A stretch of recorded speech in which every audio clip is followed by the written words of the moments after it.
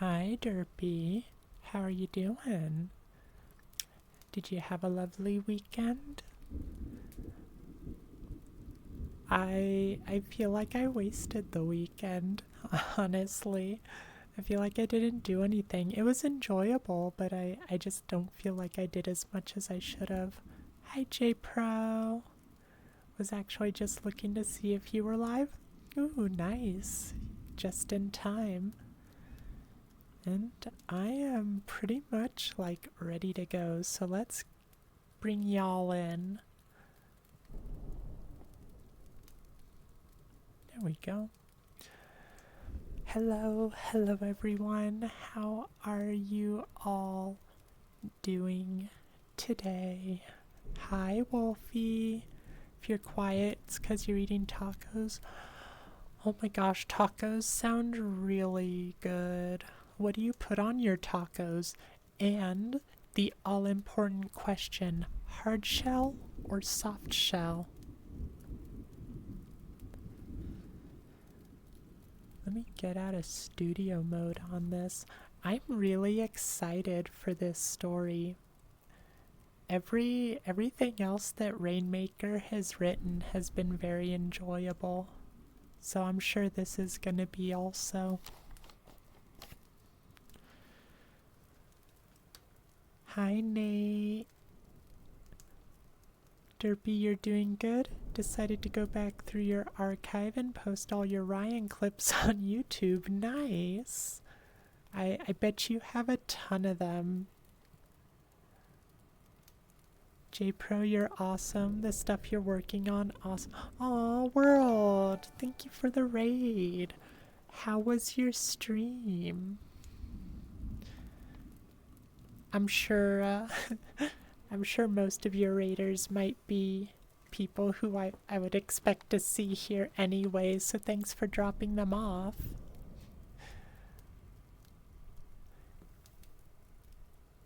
What were you streaming today? J Pro, lettuce, cheese, tomato, beef.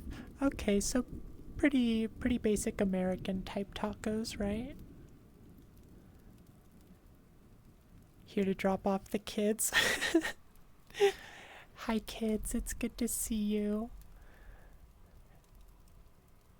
Mom number one had to drop off kids for custody to mom number two. Oh, it takes two. Nice. How was it? Who were you playing with? Were you playing with Buddy? When did the divorce happen? I try not to think about it. Too many hurt memories. Never sour cream. I don't care for sour cream myself, so I'm in agreement on that, J Pro. I think I missed a couple messages. Nate just ordered a pizza delivery because you forgot we ran out of cheese. Aw, that sucks. Pizza sounds really good too. Pizza and tacos.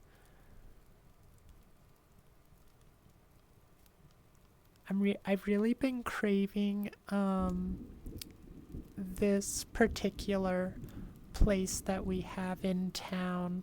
It's called Cafe Rio, and I hadn't gone there for a long time, but I got them last time Dram visited, and oh, it was so good. A little pricey for what it was, but I have been really craving it. I love their tortillas. Oh, World, you and Buddy were playing it. Nice. Who's playing as who? I played as the girl with Dram. Like I was the girl and Dram was the husband. Buddy is playing May and you're playing Cody. Okay. How are you liking it so far? We thought it was a lot of fun. Lost a grill party that day? What do you mean, Nate? Hi, Sword Swiper. Hi, Sapphics. I hope you both are doing well. Have a good lurk, sword swiper. Ooh, Caesar salad. I love Caesar salads. I haven't had any Caesar dressing for a while though, which has been very unfortunate. Don't get me wrong, I love ranch too on my salads, but Caesar is a special kind of flavor. I love the undertones of vomit that it has. Hi, RainMaker. Yeah, I thought you would think it's a little familiar. I can't wait to read it.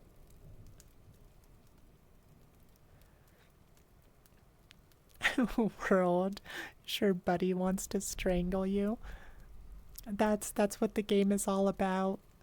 Dram and I, we would have times where we were just doing like the most stupid things, and like sometimes when we play games, Dram will start drifting off and she'll it'll be very obvious while we're playing the game. Gotta I need to stop and be like, Dram, do you need to go to bed?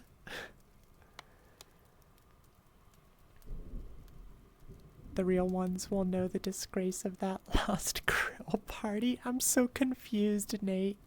Caesar salad is your favorite. Hi, Pinky. It's good to see you. Blue cheese dressing? Not a fan of blue cheese myself. You're a little too fancy for me, Pinky. Even funnier when you know I'm epileptic, Nate. Yeah, I wondered if that's part of why you were doing it.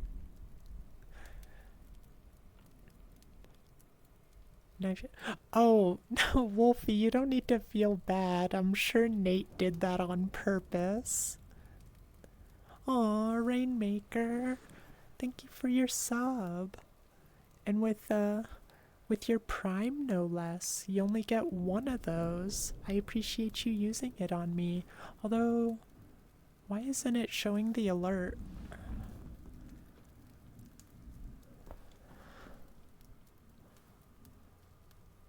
Maybe it's just delayed.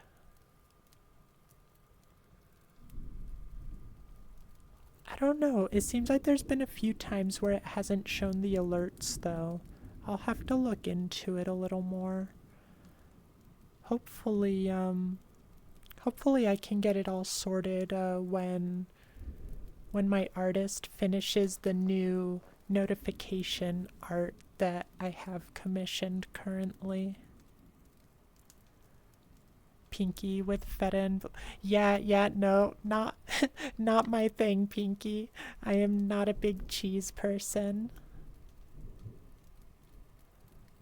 Hi, Sniper. It's good to see you. Gabagoop.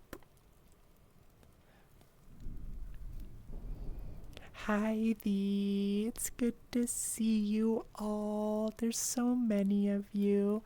Kind of a lot of the regular faces that I come to expect to see on our Sunday streams. It's kind of neat. Like, because I do, variety stuff, we don't always see the same people every day. Like, some of you I definitely see for a bunch of different streams, but like, there's some of you that are definitely more interested in the creepypastas, and then some of you that are more interested in the ASMR. And it's kind of just cool to see different people throughout the week, and after a week of not seeing some of you, or maybe I see you randomly, but it's just kind of nice to see y'all show up for different streams.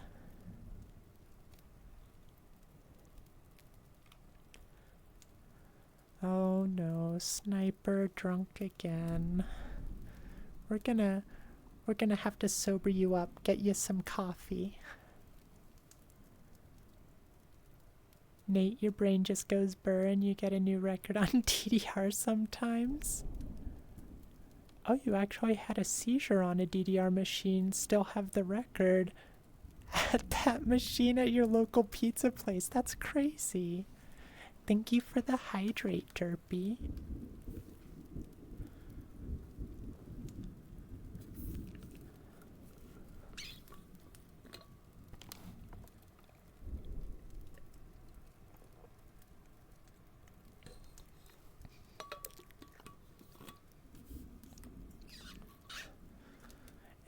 For you, it's a mix. Much prefer creepypasta, but it's also a time thing. Yeah, that's another thing. Is I get to see some of you at different times. Like some of our Asian followers, I don't really get to see them unless we have one of our later streams. So it's just fun to see different people.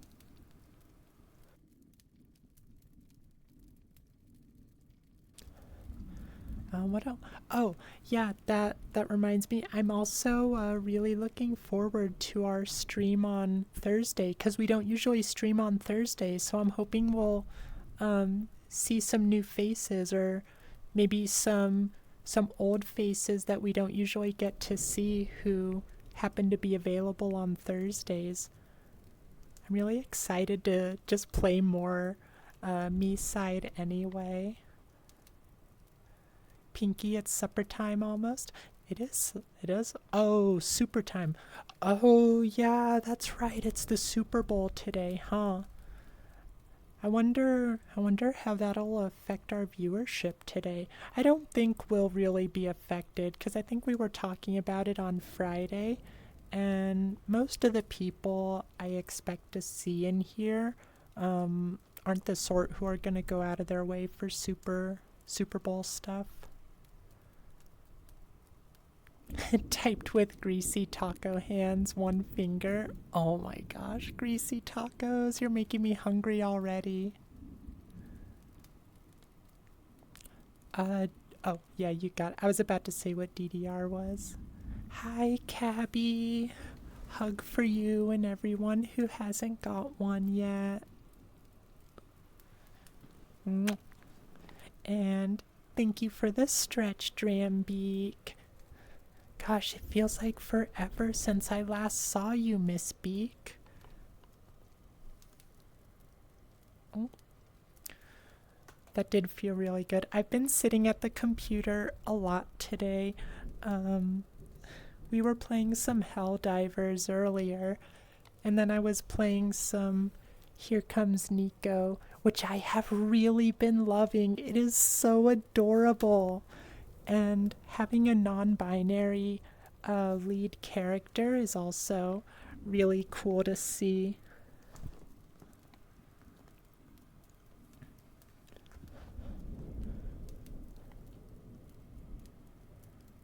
Or as some of the kids say nowadays, Friday night funkin', but you play with your feet. I have never played Friday night funkin', but there was a period in VR chat where there was a lot of it around. Like, you couldn't go anywhere on, like, the popular worlds list without seeing something about it. Oh, Pinky, you're a Chiefs fan? I don't even know who... Oh, is it, Chiefs versus Eagles? I think I heard someone say the Eagles were playing.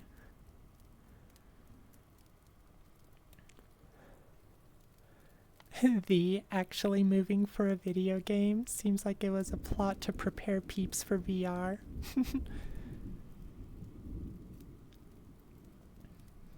Sniper, you're Euro, so no super here. That's alright. I've never cared about the Super Bowl. Or football in general. There are some other sports that I have more interest in.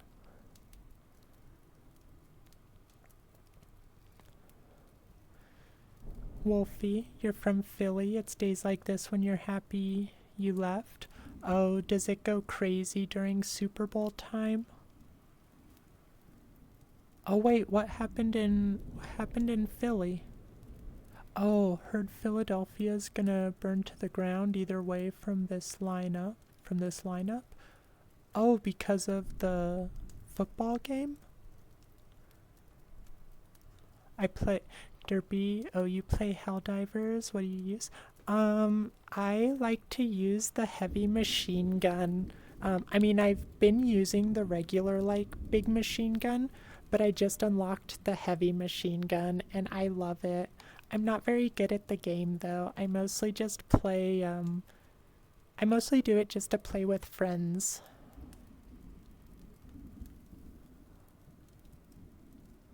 Hi, Josh. How are you doing? Hug for you and all the other newcomers.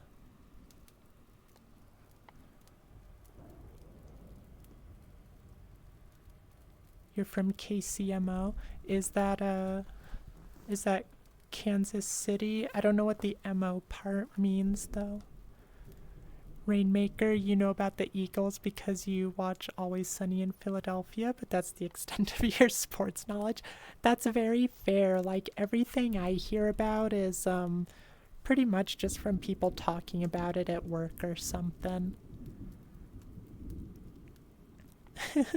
J Pro, you're back. Belly full, mouth is not. Hoping your nose doesn't start bleeding again because you feel. Oh no, what happened? And hands degreased. Good, you don't want a greasy keyboard. Sniper, you only care about your football team, Sheffield United. I honestly enjoy watching soccer/football a lot more than American football. American football is like very low tier for me. I don't think it's entertaining to watch at all. Same with baseball. Like, I think baseball is really boring to watch. I used to kind of like playing it when I was little though. Brayden, hi, how are you doing? Your army wifey got a sweater dress. It's so pretty. She looks so effortlessly beautiful and breathtaking. Aww. I'm glad she's enjoying it. Oh, Derpy, you like using the jetpack and sniper rifle to snipe on. That's a good idea. I've thought about trying out the sniper rifle or the jetpack, but I haven't bothered with it because I usually have the ammo backpack since like the machine guns go through ammo so fast, and so I just pull it out for myself. Sometimes I give it to other people, but mostly just for me.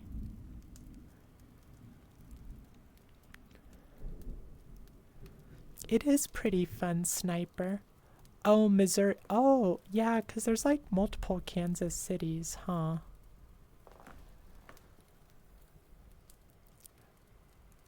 J-Pro had one of the worst nosebleeds you've had in years. Filled the trash with tissues. It was a mess. Oh, I'm sorry to hear that. Wow. This this story is gonna be another long one, so we had better get started because we're already 20 minutes into our stream. And you guys know I love talking to you, but I don't want to keep us here too horribly long. Um, I suppose we could always break it up into um, two parts if we needed to, but let's go ahead and get. Oh, you want Helldivers too, but expensive? You gotta wait for a sale for things like that. Pinky trying to hide the posture check, and Papa Wolfie trying to hide the chat hug. Oh my gosh, and a stretch. You guys are sneaky, but I gotcha. Alright, let's take care of all of those, and then we will get started with our story today. Alright, we'll do a stretch first. We're gonna be really nice and limber for this story.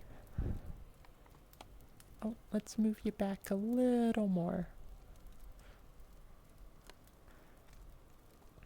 I've been thinking I want to get some more outfits for this avatar, so it's like a little more interesting for you guys to look at, because I imagine you get bored of just seeing this and the dress that I have.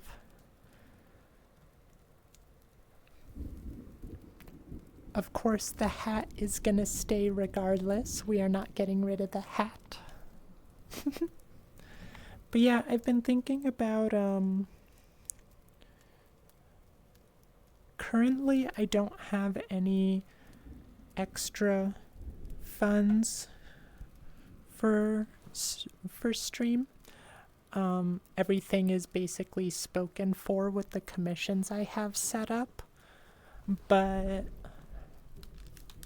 as soon as I can, I think my next priority should probably be getting the VTuber model rigged. Alright, what else did we have? Chat hug and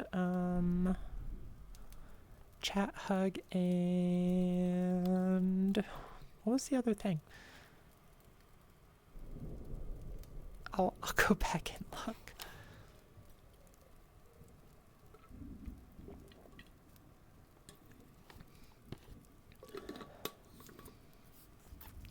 Wolfie, it wasn't intentional. Okay.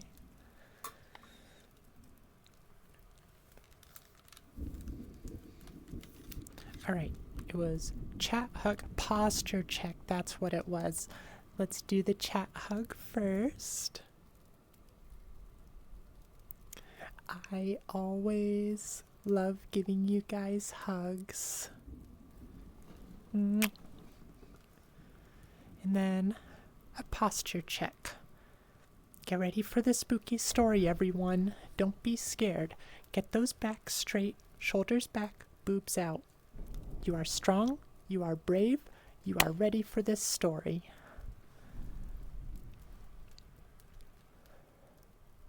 Oh my gosh, did you hear joints popping, Pinky? I'm surprised what you guys are able to hear sometimes. Same with my stomach rumbling. I'm always like, oh my gosh, I can't believe they heard my stomach. Rigging is expensive. Yeah, Mino said that she could maybe do it for a decent price. Oh, you gave up trying to do it yourself because you realized it required knowledge you didn't have. Yeah, when I do get around to it, I've asked Mino, who, if you guys don't know, is the one who made this avatar. I've asked her about getting it done, and she said she could do it. And so as soon as I have money to spare, I will probably go to her for it. But yeah, I need to wait because there was a lot of stuff I wanted to get done with this last Twitch paycheck, and so I've got to wait for the next one. There's still so many things I want to do. Like I said, I want to look for more outfits to have as well, because I want it to be more interesting. I don't want it to be the same old thing every day. And I still haven't debuted the maid outfit for you guys. It's technically usable, but it does have some clipping, especially like with the boob area. So, and I don't think it has the fishnets yet either. So, yeah. Anyway, that's for another time. Send you her way. Okay, yeah. I'll ask her if she's up for more work with it. First person you went with was good, but didn't meet all. Yeah. I don't personally know. I know Mino has her own VTuber model that she rigged for herself. I think she uses VC, but I'm not positive. I'll ask her about it and let you know, okay? Alright, let's get started with our story. Today's story is It Takes and it is by probably our favorite creepypasta author on this channel. We've enjoyed all her other, or all their, I'm sorry, I don't remember, or I don't know what your pronouns are, RainMaker. In my head, I kind of just imagine you being a girl. So sorry if you're not. But yeah, this is by RainMaker Wind Waker, and it is a long one, so buckle up, get yourself cozy, get a snack, get some water, get whatever drink you want, and we'll get started. We're probably going to be here a long time. But I am sure it's going to be fantastic. All right. It Takes by RainMaker Wind Waker. You'll take whatever pronouns. Okay, sounds good. Already have a snack and it's right in front of us. You dork. Introduction. I've sat staring at this blank page for hours, wondering what to say and how to say it. My dad was the writer, not me. At least he wanted to be. Life got in the way of that. Me and my little brother Sam came along. He put all that on hold for us, didn't even talk about it most days. Just another dream dashed due to circumstance. He died last month. I don't know if it made it better or worse that we all knew it was coming. Even still, it didn't hit me for a long time that he was really gone. It only hit when I had to go through his things.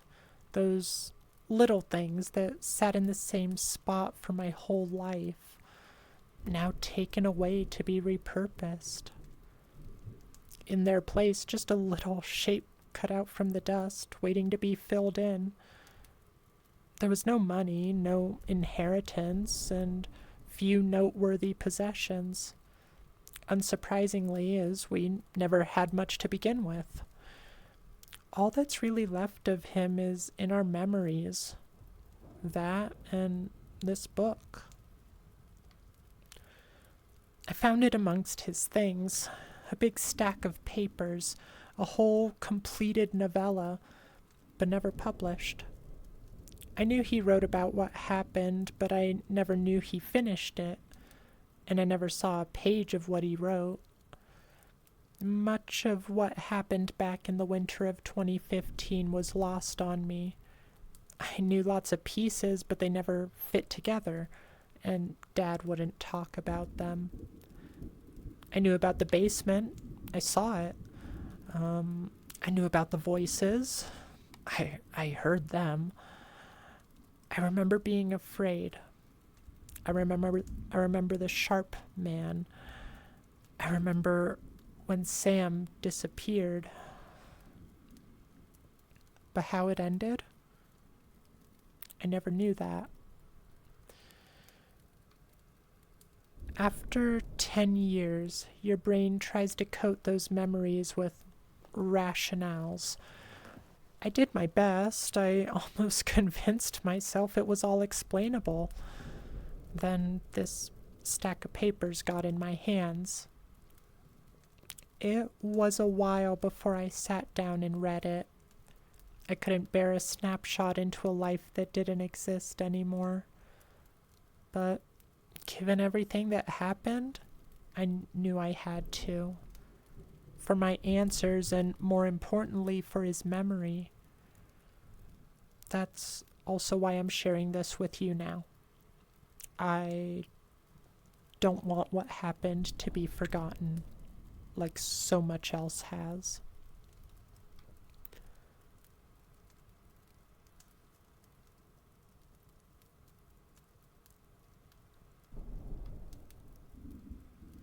Sword Swiper must have a really high metabolism. Why's that? Let me get a drink of water before we start chapter 1.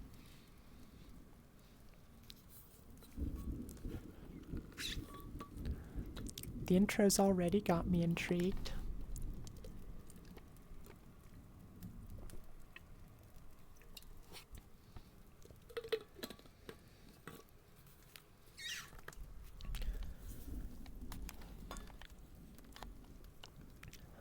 Alright.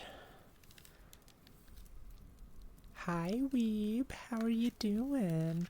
2 boxes of Kraft mac and cheese. Kraft mac and cheese is delicious, though.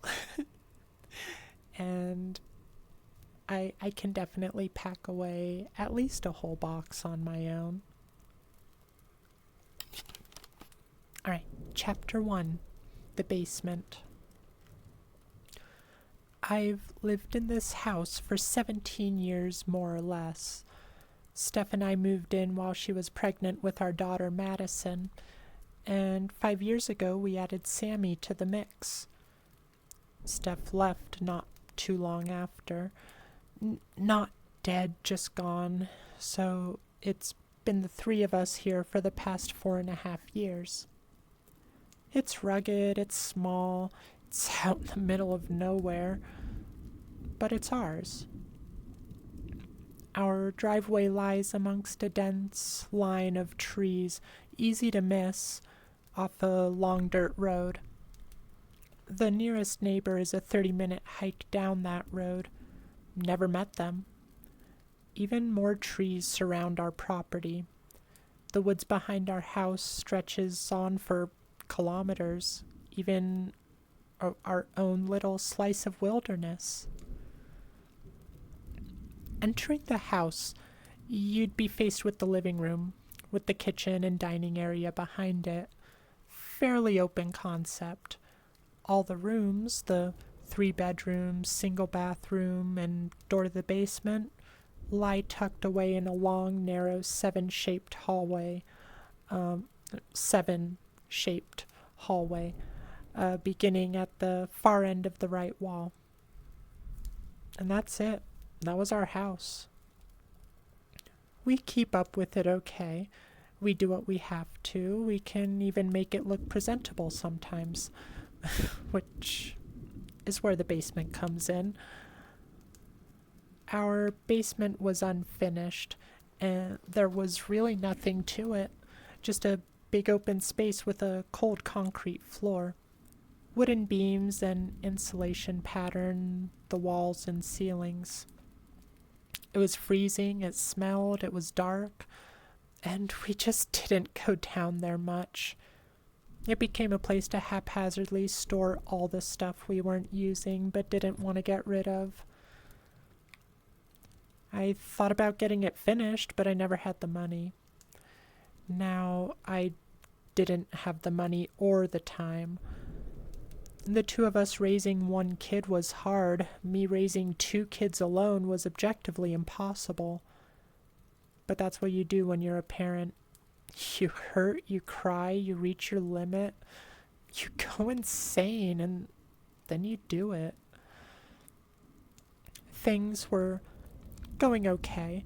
Maddie was all grown up, independent, and doing well.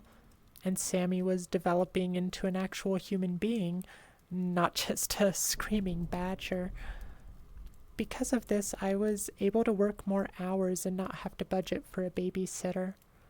Our lives were never easy, but we were in a nice period of calm and relative stability. Something I didn't know I could value this much. That soon started to change. Now, I didn't believe in ghosts. I didn't believe in demons or haunted houses, and in the 17 years I lived here, I was never challenged on that.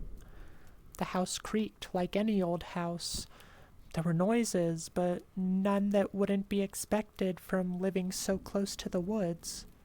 We got critters, not ghosts. I doubt we would even be able to hear anything a ghost would do over the cicadas. Winter was different, though. All those noises went away. It could be eerie, the silence of it. When the wind was calm, when it was late at night, you could hear a pin drop. I chose to find it peaceful, but this winter, the winter of 2015, had other plans. I can't remember when it really first started. Like a lot of these tales, it began with a whisper. Little oddities, forgotten almost as soon as they occurred because they didn't merit additional thought. I had more pressing concerns: work, bills, food, fixing the pipes, fixing my brakes, keeping Sammy away from sharp objects, and generally surviving the brutal Canadian winter. That and the 100 other things on my plate were more than enough to keep my mind occupied. If a door was closed when it should have been opened, I paid it no mind. I simply opened the door.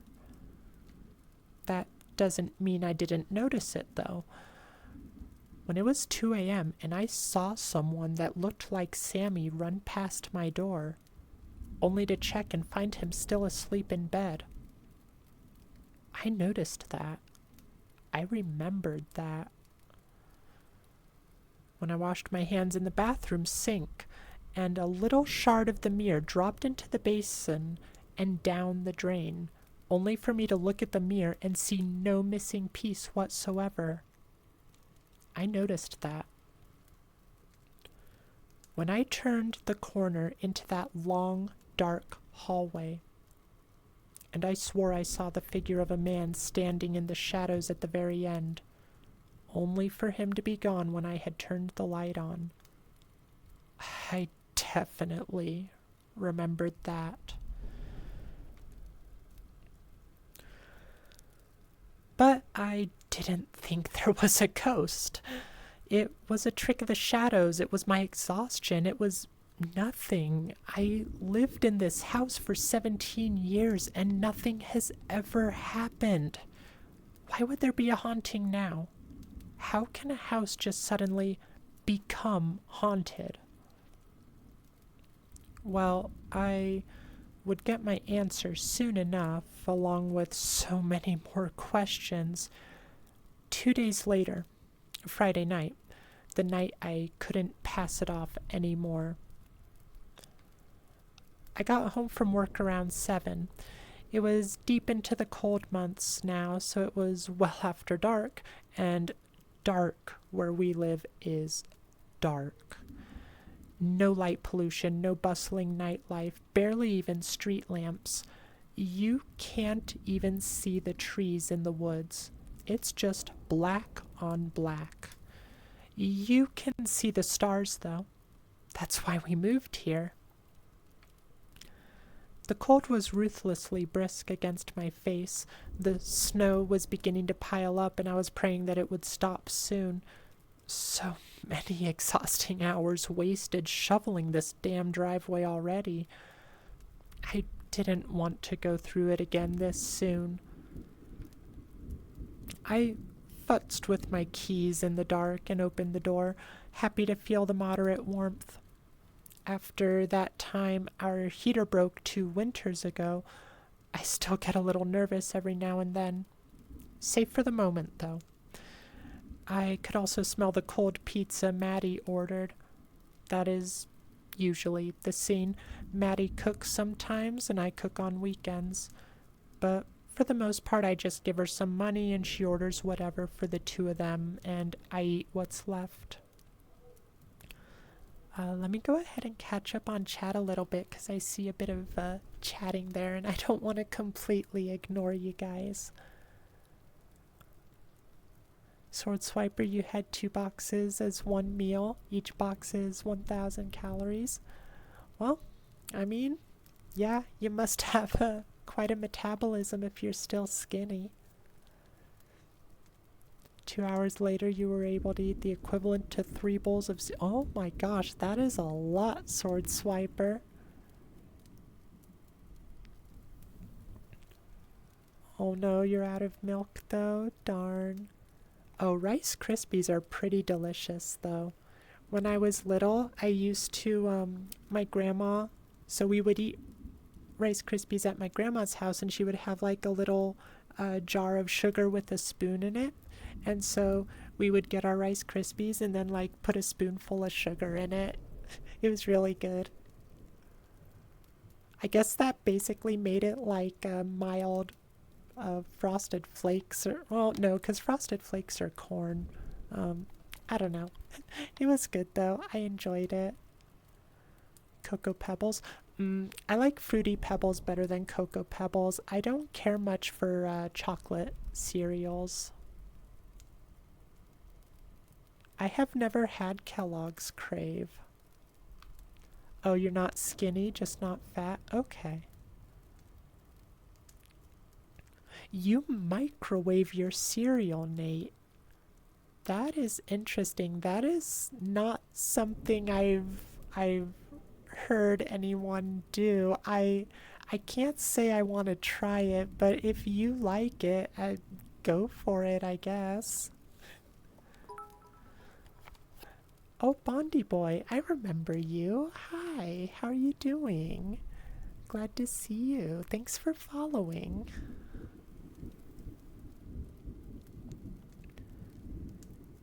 You just eat Craves as a snack? That's what I do with corn checks a lot of times. I like corn checks are good with milk, but oh my god, I love them dry. You're a psych. Oh my gosh, you put the milk first also? That just doesn't make any sense to me. Like, why put the milk first? Like, you put the cereal first and then you know how much milk you need. Oh, Bondi, you. Oh no, you forgot to click follow and you've been having trouble finding me. Oh, well, I'm glad you found me again. Thank you. We're just reading some creepypastas tonight. You just eat cereal dry, no milk or anything? I like it with milk as a meal, but I like it dry as a snack. Oh no, you hit the upload limit on YouTube. They're trying to keep you down. They're putting chains on Derpy.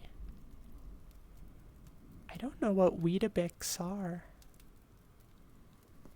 Alright, let me get a drink of water and we will continue our story.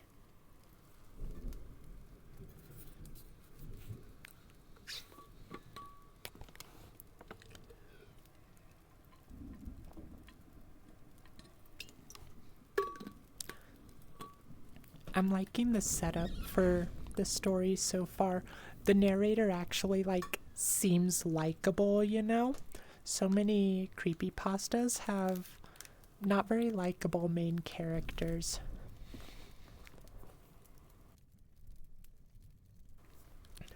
Alright. Left side has mushrooms, Maddie's voice called out from her room down the hall. Gross, I replied. I walked over to the kitchen and opened the box to grab a fungusless slice, but then I heard her call out again. Oh, by the way, what did you do to the basement door? What do you mean? I closed the box and walked into the narrow hallway. Maddie was standing in her doorway. Did you repaint it or something? She asked. I scrunched my brow. Why the hell would I repaint a door? Well, Maddie responded, then led me further down the hall to the basement door. Look at it. I scanned the door briefly. It looks the same. No, it doesn't. Look, it used to be all scuffed up around the knob, right? And there was this big scratch from when I let Sammy have the umbrella. I looked at the door again. She was right. There were no marks. It didn't look freshly painted, though. In some ways, it looked older. It was still worn, just worn in different ways. What the fuck? I responded incredulously. Bad word, Dad. said Sammy, now joining the conversation and giving me a hug. How's it going, Sammy? I greeted, while not taking my eye off the door. Good. I'm bisexual, Sammy responded. Immediately, I looked at Maddie, who was snickering. I can explain, Maddie muttered through her laughter. Why? Why did you do this? I asked, exaggerating my exhaustion. He heard me on the phone. He asked me what it meant. I told him it's when you like guys and girls, and that's it. And then he just started saying it, Maddie explained. I'm bisexual, Sammy repeated. Sammy, you're not bisexual, I stated wearily. Yes, I am. I mean, he might be, Maddie interjected. He's 5, I rebuked. Everyone's journey is different, Maddie said, still snickering. I rubbed my temples and let out a deep sigh. Okay, buddy, you're bisexual. Just don't say it at school, okay? I don't want more phone calls. Maddie, what the hell happened to the door? I don't know. I was asking you. Did you open it? I asked, seeing that as the next logical course of action. No, not yet. I gingerly grasped the doorknob and began to turn it. It instantly felt different. Every door has a unique feeling to it, a specific smoothness and level of resistance when you turn the knob and pull it open. This door used to be snug. It used to take a bit of force. But now, it was buttery smooth. This is a completely different door, I said in disbelief. No one came over or anything today, right? It could have been while we were at school, Maddie hypothesized. Why would someone break into our house and replace one door? It's just this one door, right? Yeah, I think so, Maddie answered. Someone broke in? Asked Sammy. I almost forgot he was listening. No, of course not, I said, only to quell his fears. I stood pondering for a minute before I could continue. I'm gonna go down there and see if there's anything weird. I'll come, Sammy offered enthusiastically. No, Sammy, you stay up here with your sister, I answered. As I looked over, I noticed Maddie was already holding his arm, so he didn't run ahead as I opened the door. As I looked back, I was met with the pitch-black abyss. I could only see about 3 steps down before they were engulfed. Unfortunately, the only light switch was at the bottom, but I knew these stairs well enough. I made my way down, unsure of what I expected to find.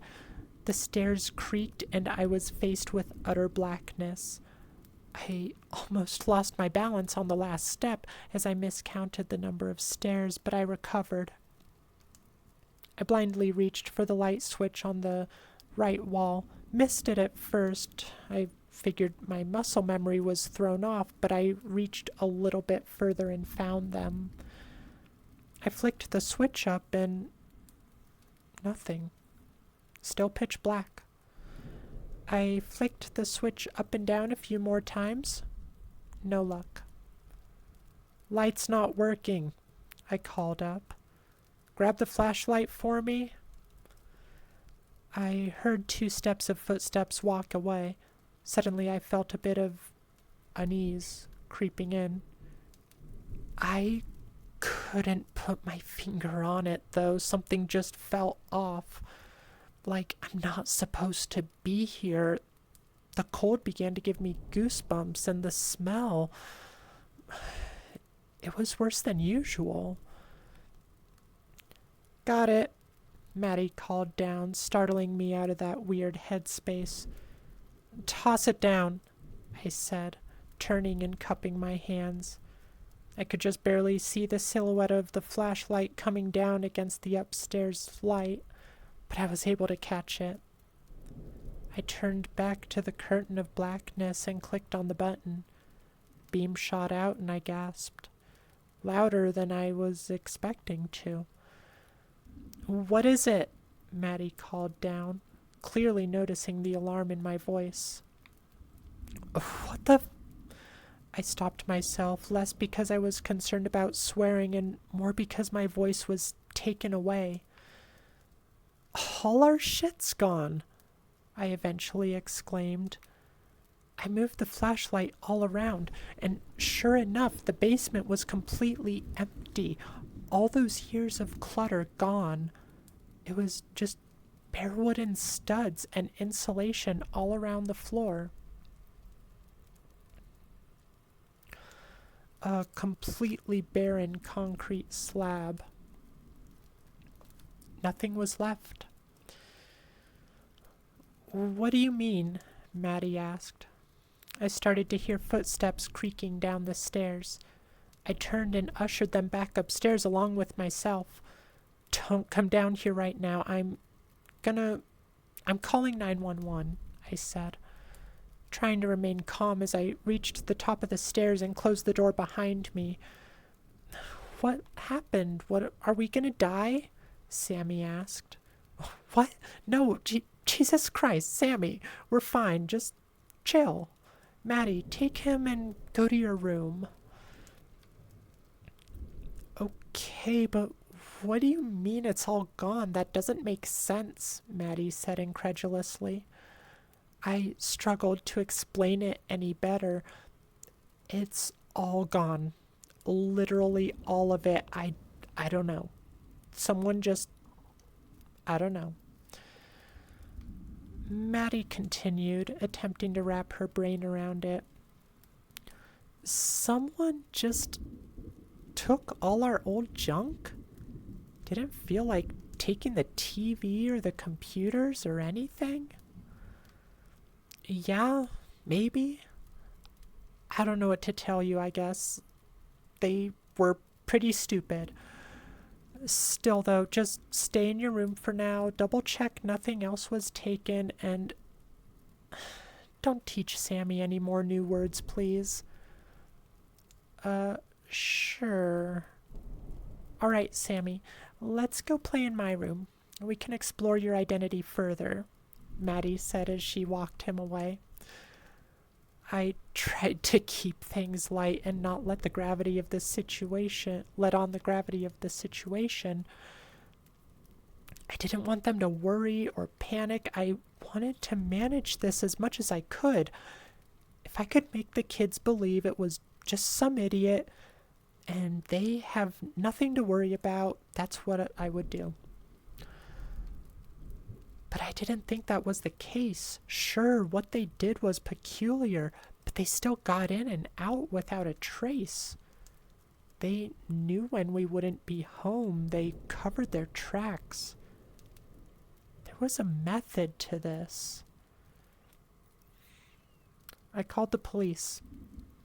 I knew there wasn't much they could do. Honestly, I didn't care about recovering all our stuff. Like Maddie said, it was all junk. 90% of it wouldn't be missed. I just needed them to make sure we were safe. While I waited for someone to arrive, I checked all the windows and doors. We're a small single-floor house, so there's not that many points of entry. Everything was locked up as it should be. I also managed to squeeze in a slice of cold pizza while I looked. There was a spare key under a rock on the walkway for the kids since I'm not always around. That was the only explanation I could think of. If this person was watching us, then they might have seen the kids use it. That thought deeply unsettled me. A single officer showed up at the door. Predictably, he didn't give much in the way of answers or solutions. He seemed as perplexed as I did.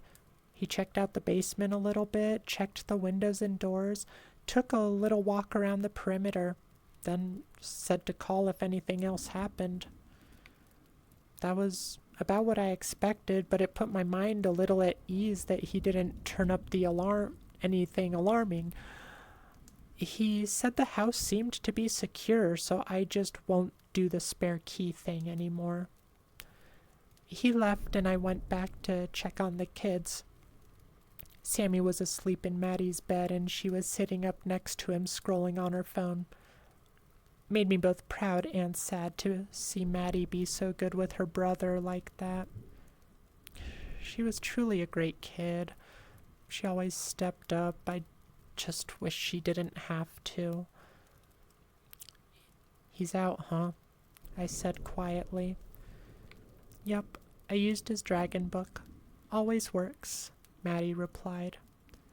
All right, I'll get him out of your hair, I said, walking over and picking up his limp 40-pound frame. So, what happened? What are they gonna do? She asked.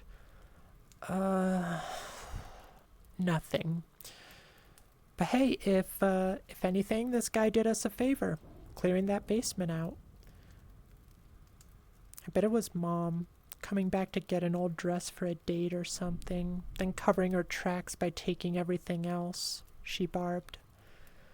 I laughed. That would be interesting. I heard she was in Hawaii, though, with her second family. Really? I thought it was Cancun. No, that's her third family. Wow. How many families does she have again? I don't know, but she is very happy.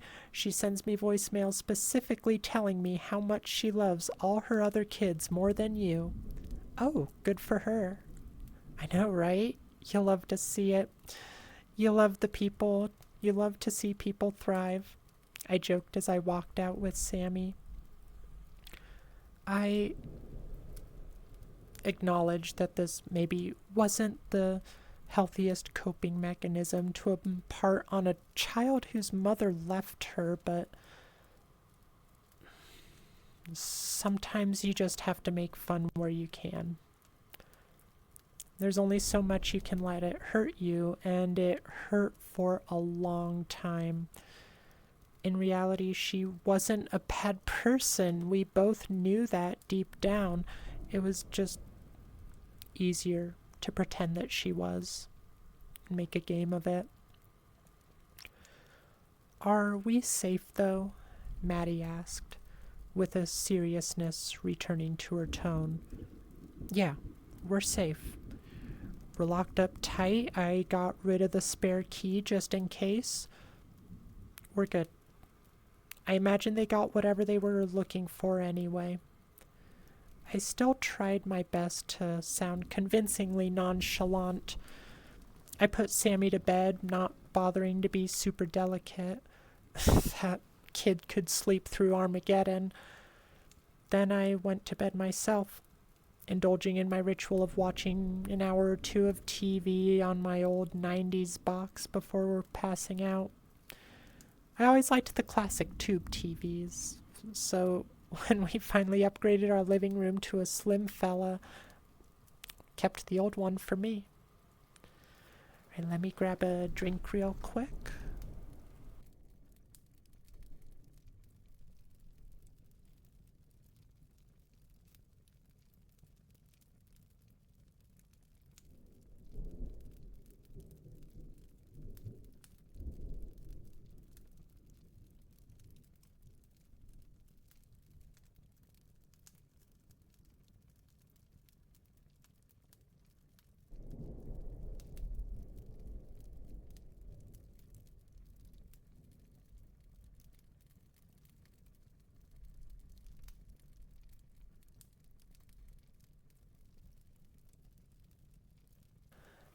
All right.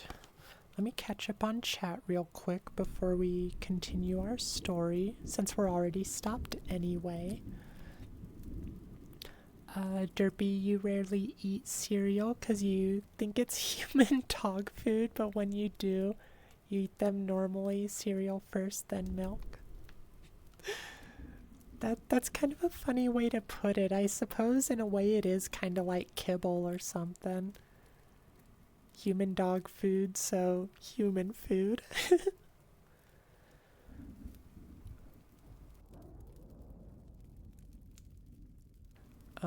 You'd have to have some titanium teeth to eat frosted mini wheats without milk. I have never been a fan of mini wheats. I don't like the texture, and yeah, they are super hard. Ooh, Cap'n Crunch. Cap'n Crunch is so good, but it always tears up the roof of my mouth. Worth it though. Delicious. Has some of the best milk too. Like, some cereals definitely produce better milk afterwards, and Cap'n Crunch is one of the really good ones.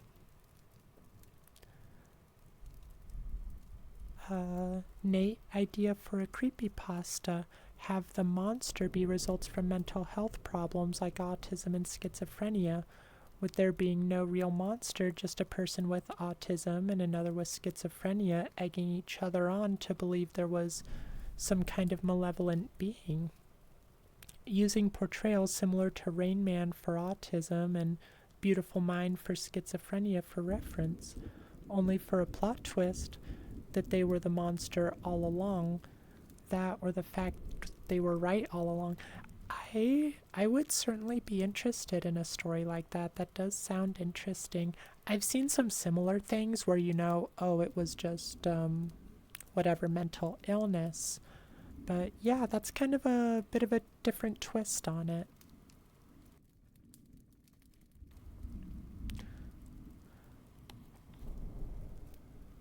I have not seen A Beautiful Mind, but yeah, I love Rain Man. That was such a good movie.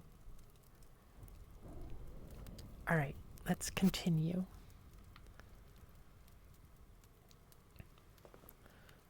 The TV provided a decent distraction for a while, but I couldn't help thinking about all the weirdness of today.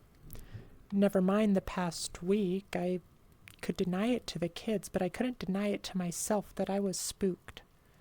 Every now and then I'd mute the TV, thinking I heard something that was clearly just the house settling. I just had this feeling deep in my gut that something was very wrong and this wasn't over. Sleep didn't come easy that night. I habitually checked on the kids at least half a dozen times and quadruple checked the locks. Eventually, I allowed myself to calm down and drift off to sleep. Wish it lasted. Unfortunately, the night wasn't done with me. I woke up around 3 a.m. to the sound of the phone ringing. Not my cell phone, but our landline out in the living room. Yeah, we still had a landline. Cell reception out here was spotty sometimes, so it helped. But it very rarely got any use anymore. Can't remember the last time I heard it ring. I don't even know how many people still had the number, let alone who would have the number that would call this late at night. I hesitantly walked over and picked it up, instantly overcome by the loud sounds of audio distortion and crackling. "Hello?" I asked quietly. "Who is this?" There was no immediate response amidst the noise, so I gave it one more louder attempt. "Hello?" After about 20 seconds of dead air, an old, sickly voice simply uttered, "I remember." Then the call cut off. I stood there in the dark, petrified, listening to the dial tone. the hell did that mean? Was this a threat? Was this the person who robbed us? I thought maybe it was at first, but when I really analyzed the voice, it didn't seem right. They sounded bad. They sounded like they were on death's door. And the way they said it, it didn't sound threatening. It didn't even sound like they were talking to me. I had no idea what to make of it.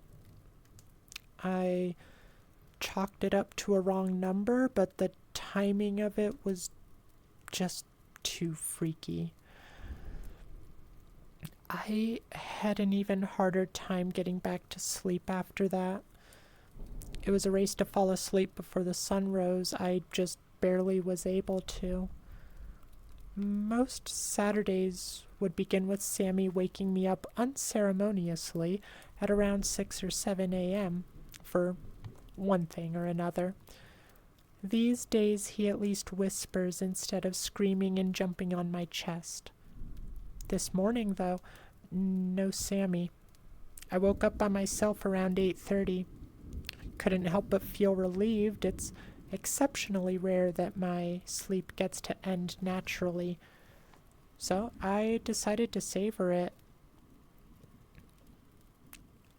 Until a thought crept into my head. Everything from the night before was lagging behind my consciousness, but it all came back to me in a rush. Sammy didn't always wake me up, but for him to not wake me up today, I had to go check on him. I rushed out of bed and down the hallway. I peeked into Maddie's room. She was there. Good. One sigh of relief. Then I reached Sammy's room and... gone. I felt the urge to panic, but I talked myself down. He could be up playing in the living room or something. So I moved quickly to the living room, but still no Sammy. I moved to the bathroom. No Sammy. I went to the kitchen. I double-checked Maddie's room. I double-checked my room. I looked in the front yard, the backyard, the damn linen closet. Nothing. My heart raced. I couldn't breathe. Fear and guilt swirled like a hurricane in my head. Why did I let him sleep alone after all this? Why didn't I keep watch all night? No, this can't be happening. Then it hit me. One place I forgot to check. The basement. A chill ran down my spine as I thought of it. But why though? Why would this thought fill me with dread? It was just our basement. I couldn't understand it. I walked to the basement door with its subtle unfamiliarities. The knob turned easy and the door gave no resistance, like it was begging to be opened. This time, the basement wasn't a pitch black void.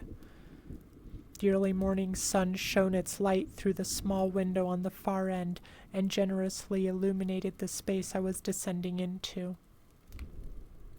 I could see all the stairs now, and yet, even so, I still almost tripped at the end. That was odd, but I couldn't dwell on it. In the middle of the gray concrete, I saw my boy lying there, on his side in his jammies. I was so relieved. I wanted to rush over and squeeze the life out of him, but I resisted the impulse and instead gently lifted his face off the cold floor. He began to stir as I did. "Dad?" he muttered weakly. I breathed one more sigh of relief. "Holy shit, Sammy. You scared me to death. What are you doing here?" "Bad word," he responded.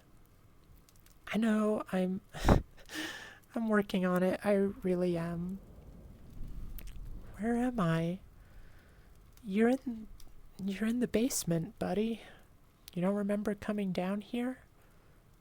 "No, But I was dreaming about it, I think. That answer creeped me out a little bit. Sammy had never sleepwalked before. God, you're a weird kid. Okay, let's get you out of here. It's freezing. You could have frozen your damn face off on this concrete. I hoisted Sammy up and put him on my back and started to walk out. But then I really began to take in my surroundings. This was the first time I could actually see the basement in decent enough light since the incident. And it was wrong. The stairs, I didn't miscount them. There were one too many. The light switch really was a few inches further from the corner than it should be. Not only that, the wooden beams across the ceiling, the studs across the walls, they were spaced a little too far apart. The insulation, the pipes, the wiring, it all looked off. Even the ceiling hung ever so slightly higher. It wasn't just the door that was different now. Everything was different. This was not our basement. That's the end of chapter 1. Let me get a quick drink of water. And just so you guys have a frame of reference of where we are, there are 8 chapters plus an epilogue. So we still have a ways to go. This one may end up being a 2-parter because even if I go straight through, we might be here a really long time for it. So let me get a drink of water. You're loving this so far? Pretty realistic how the author's doing it. Yeah, I'm liking this one a lot too. I love the gradual buildup of everything. And yeah, like you said, it does feel realistic and the characters don't seem like caricatures, you know? I'm really enjoying it.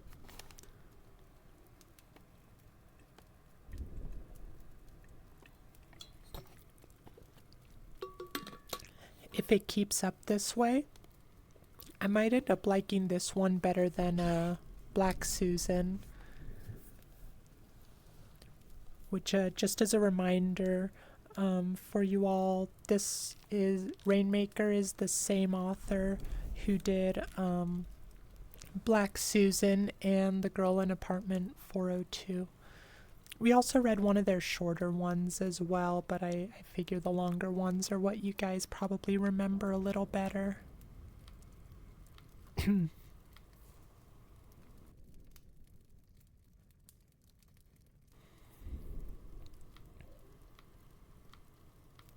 Sorry, I scrolled back up to see how many chapters there were, so I'm trying to find my place. All right. Chapter 2. The Child. I couldn't believe my eyes. This had to be some kind of mistake. Some kind of trick. I quickly brought Sammy upstairs, my first instinct being to get him out of this place. Then I headed back down. How could I not? I had to make sense of this. I stared into the uncanny open room. I tried to fit the square peg of what my eyes were giving me into this round hole of my memory, but it would not fit. Did it just look different because it was empty? No, this wasn't just some half-remembered temporary space that could change without me knowing. This was 17 years of my life. It was just not the same room. But how? RainMaker, glad you're liking it so far. Yeah, honestly, I have not read a single thing by you so far that I haven't thoroughly enjoyed. Like, I'm always going to be looking forward to whatever whatever your next piece is. Like, you got a very bright future ahead of you with writing. And like, seriously, if you release like physical print copies of things, I'll totally buy them.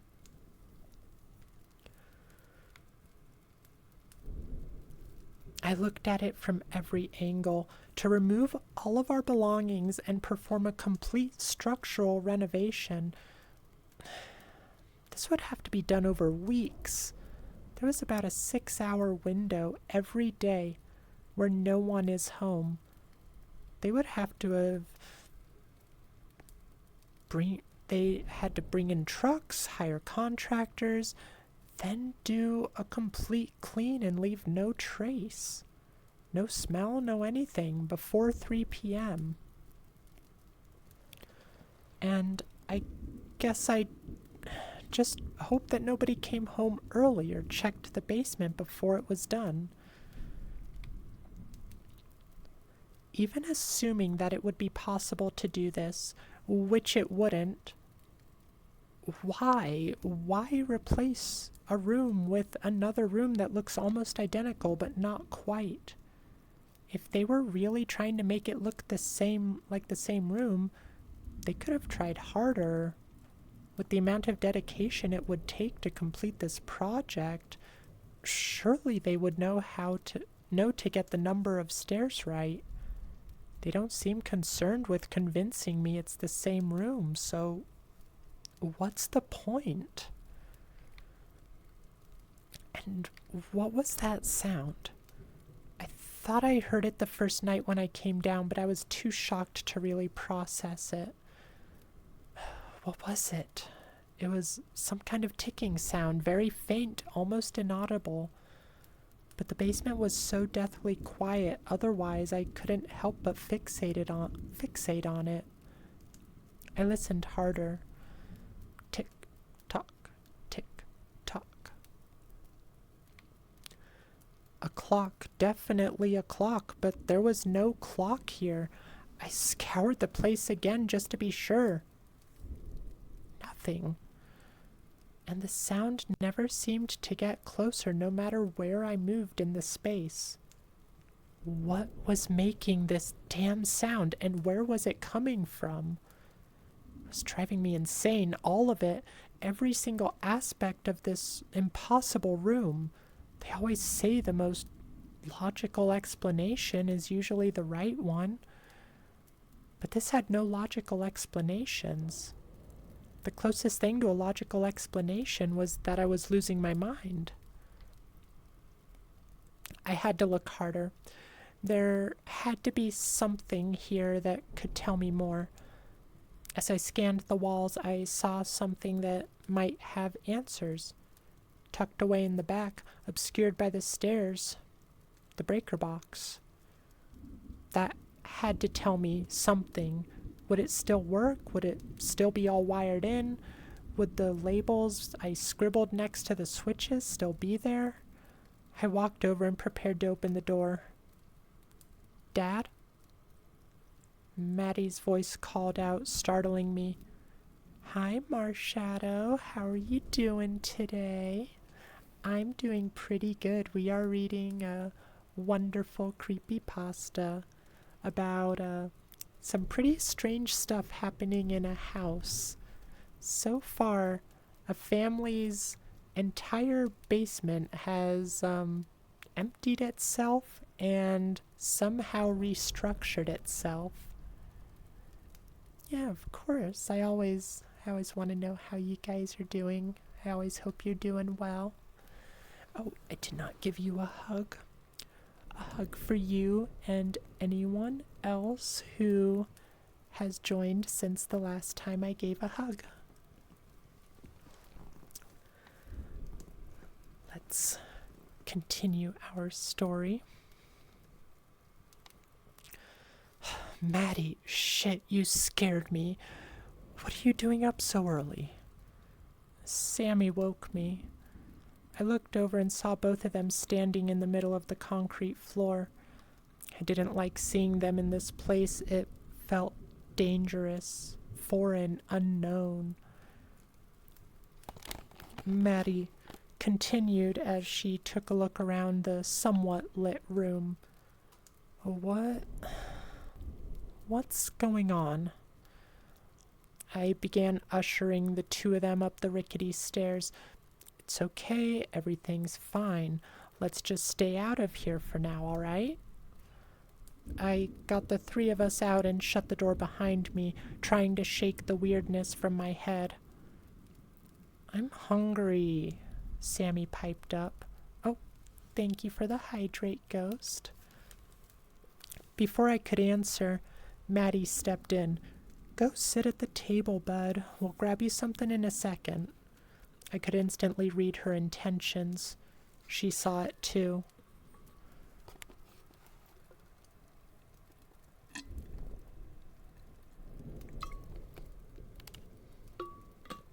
What is the book about? Not quite a book, but it is a very long creepypasta. And so far we're not entirely sure what's going on, but this family, single dad, 2 kids, they have just started noticing weird stuff happening around the house. So it's kind of leading into like a haunted house type deal. But it's more than that because like the structure itself of the basement changed. So some very odd stuff going on. Also, hi Ghost, it's good to see you.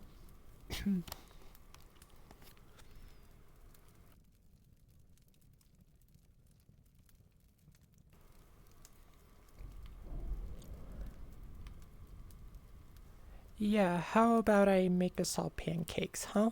I offered. It's been a while, hasn't it? Yes, it's been forever, Sammy said dramatically before running off with a huge grin. Maddie turned to me, her expression filled with worry. What the hell was that? She uttered softly. Maddie, I really don't know. My instincts told me to play dumb and not scare her, but I knew I couldn't. But you saw it, right? I mean, obviously you noticed. Reluctantly, I had to admit it. Yeah, I noticed. How is that possible? How did that happen? Her voice was now filled with unease. I told you I don't know, I answered as calmly as possible. What the hell do we do? I'm working on it. I'll figure it out. We'll be fine. Until then, we're just not gonna go down there anymore. I'll get a lock so Dummy doesn't sleepwalk down there again. Sammy sleepwalked? Sammy doesn't sleepwalk, Dad. Maddie, we'll be fine, I promise, I asserted. Ghost, sadly you're still... Oh my gosh, not sadly. I am very happy you're still alive. I hope you're not having a rough day or something, but if you are, try turning off your brain for a bit. Get cozy and listen to the story. It's a really good one so far. But I hope you're doing alright, Ghost.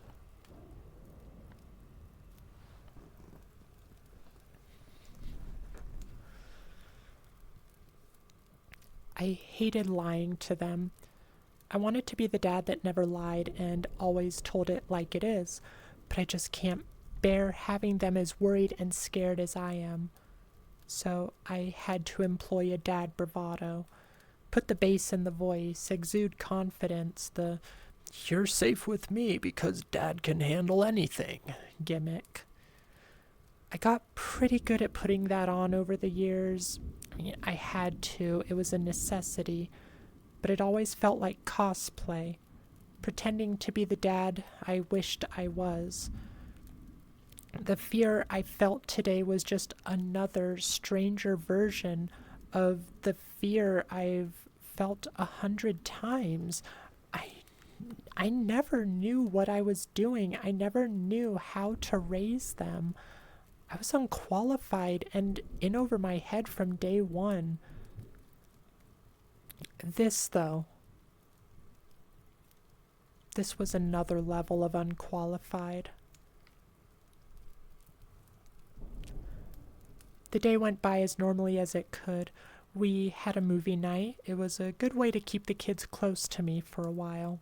Sammy was his usual self. Maddie didn't bring up the subject again, though I could see it in her eyes. Eventually they went off to bed, but not me. I waited until they were asleep, then I grabbed my flashlight and headed downstairs again, back into the dark. My instincts told me not to go down there again, but I had to see the breaker. I readied myself for the extra step and made it down safely. The basement looked horrifying to me now, especially in the dark. This space that shouldn't be empty, this space that's so familiar but ever so slightly wrong, sitting below us at every moment. I began to think how long it had been since I was in the basement before all this. How long could it have been like this and gone unnoticed? Days? Weeks? I shuddered. Tick-tock, tick-tock. That maddening sound remained, the sound with no discernible origin, amidst the complete silence. That was another thing that bothered me, but I didn't know why until this moment. It shouldn't be silent. I should hear the low hum of the boiler. I should hear the rattling of the pipes as hot air gets pumped through, but I didn't. It was dead down here. That was the word that kept flashing in my mind over and over. It's dead. But if it was so dead, then why didn't I feel alone? I hurried over to the breaker box. It looked about the same as on the outside. Big gray panel with a door. Promising, but I don't imagine they come in too many variants. Then I opened it and shone the flashlight inside. It was wrong. The switches were wrong. The labels by the switches were wrong. Still handwritten, but not my handwriting. I looked at the labels themselves. Bath 2, dining, attic. We don't have these rooms. This made even less sense. I stared at the labels, trying to somehow figure out what this all meant. Then I felt the gentlest little movement in the air, hitting the back of my neck. So subtle that I may not have paid it any mind except for the fact that it was warm. Hello, Rick Seeger. We meet again. How are you doing?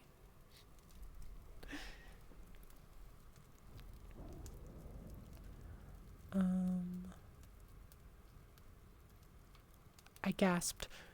Goosebumps instantly formed all through my body, and I spun around violently, pointing the flashlight to face to the origin of that sensation.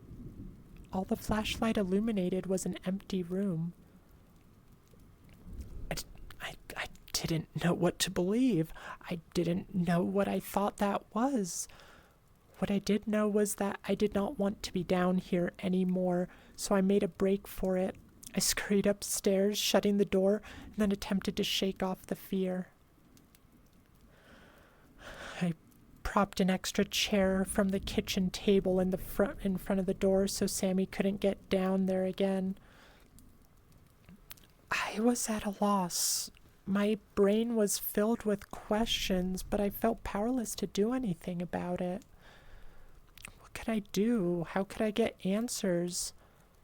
I walked down the hall to my bedroom, sat in bed and hopped on my laptop to try a few internet searches, but to no avail. Nobody else seemed to be having an experience like this before, or at least they hadn't posted about it anywhere that I could see. Then a sound broke my concentration. A familiar sound. The landline. was ringing again.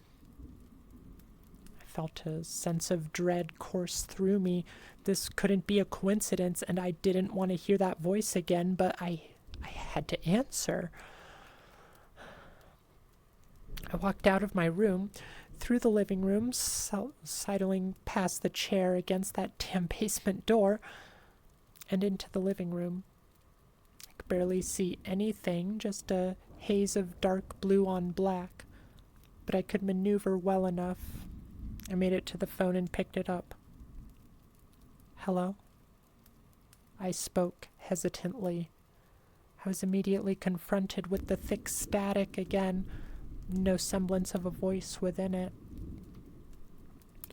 Hello? I repeated.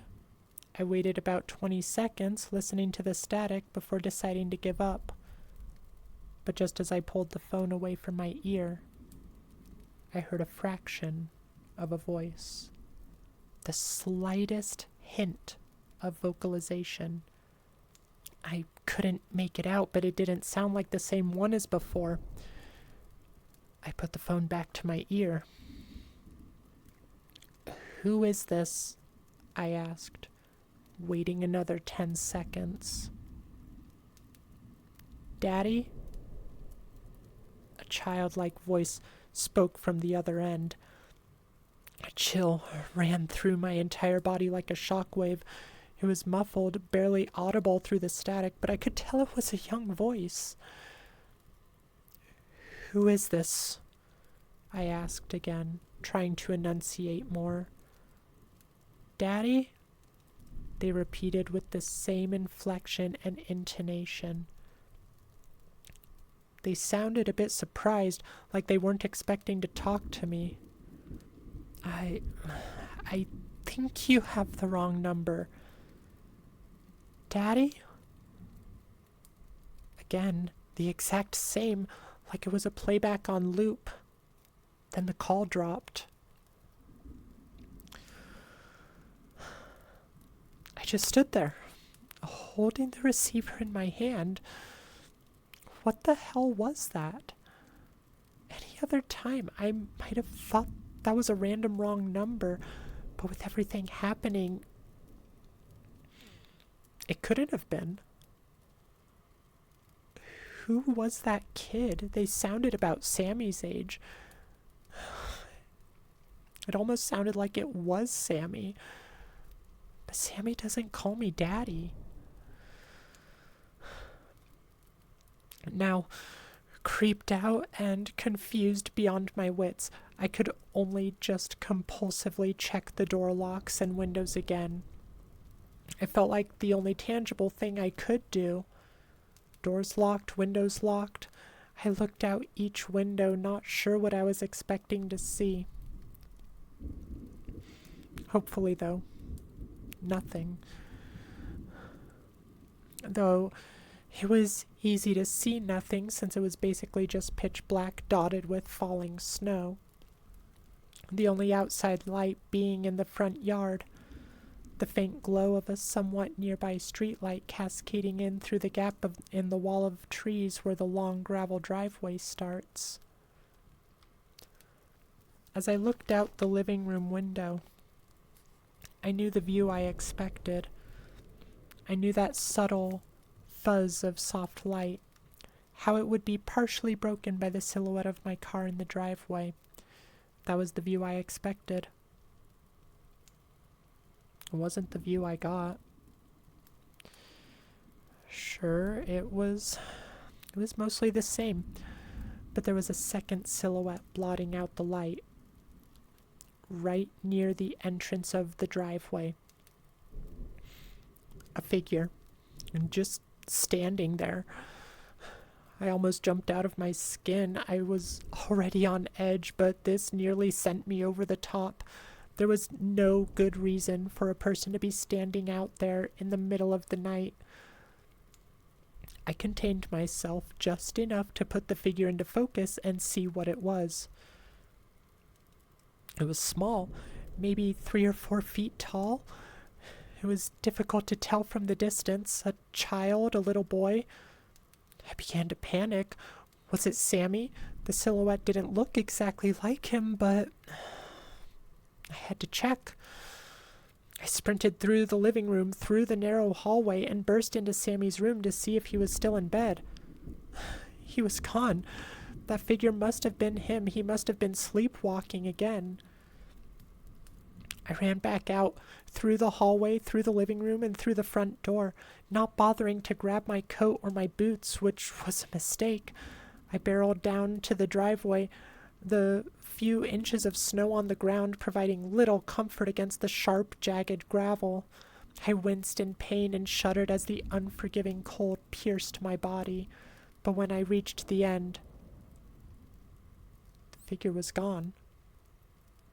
I looked down both sides of the road and couldn't see anyone. "Sammy!" I yelled out in either direction. No response as puffs of ghostly steam floated from my mouth. I wanted to run out and look a bit further, but without any light it would be hopeless. I needed my car. I sprinted back into the house and grabbed my keys, but then I stopped as critical thought began to flow into my panicked mind. I didn't want to have to bring Maddie into this, but I had no choice. I had to wake her up and get her to keep watch in case he came back. I ran through the living room and down the hallway to Maddie's room, but once again my brain stopped me before opening her door. I had a realization. In all the chaos, I missed it. Something so obvious. I ran down the hallway when I was checking if Sammy was there, and I ran down it again now, unimpeded. The chair I had propped up in front of the basement door was gone. I knew where Sammy was. He wasn't outside at all. He was down there. I didn't hesitate. I opened the door and descended the stairs. Flashlight be damned. "Sammy," I called out into the opaque blackness. I slowly stepped across the concrete, careful not to bump into Sammy if he was indeed here. My eyes didn't adjust to the dark at all.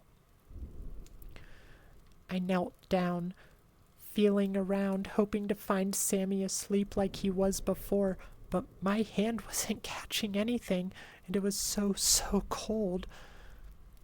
"Sam!" I yelled into the blanket of darkness. "Daddy?" A deathly, soft, childlike voice called out from behind me. I jumped and spun around to face it. It wasn't Sammy. It couldn't have been, but it sounded close. "Dad?"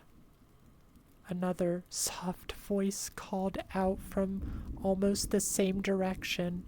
Just a little bit to the left, so similar to the other one, but ever so slightly more distinct and clear. This was Sammy. It had to be. But what the hell was the other voice then? It sounded exactly like the voice from the phone. I hurried cautiously in his direction, and eventually my hands found him. I grabbed him and pulled him into a hug. "Oh, Sammy, there you are," I exclaimed, relieved. "Buddy, what are we going to do about this sleepwalking?" Sammy didn't hug me back. He just stood there in silence for a moment. I heard his soft breathing.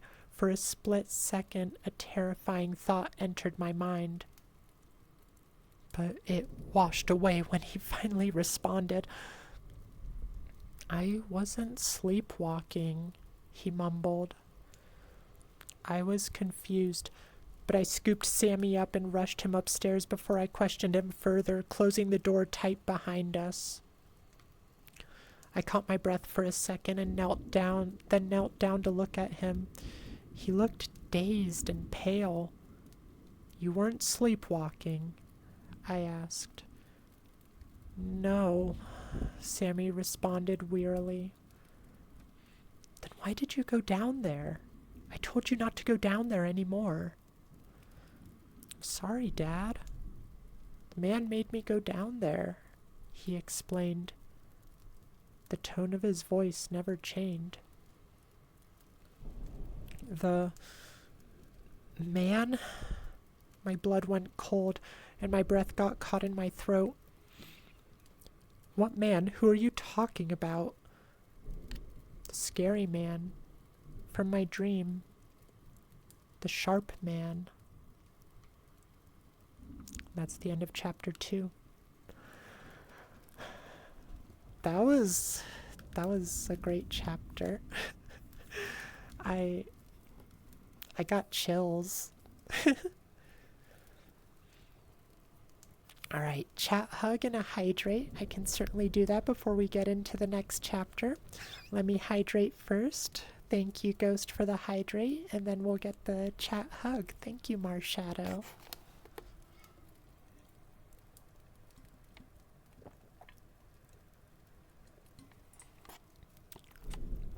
I'm thinking you loved that chapter, J Pro. It was so good. Like when I think it was the part where he saw the figure outside.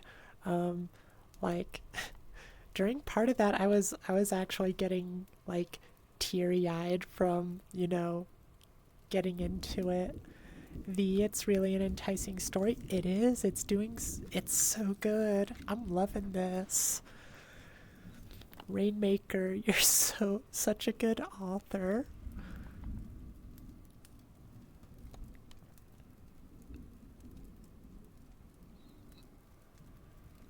Alright, so we are definitely going to be doing a longer stream today. Got about 20 minutes before we usually end. I'm thinking we'll probably go an hour over. I'm not sure if we're going to finish, though. We'll have to just play it by ear and see. Either way, though, I think I'm going to take a quick bathroom break real quick. So if you guys need to take a break, now's a good time. I am going to put y'all on the Astral train, and we will have 3 minutes of ads. During that time, we will not continue the story, so don't worry about missing anything. And I'm going to go to the bathroom. I'll be right back. If you guys want to dip out and avoid the ads, I certainly will not blame you for it. Alright, let's get those ads going. I'll be right back.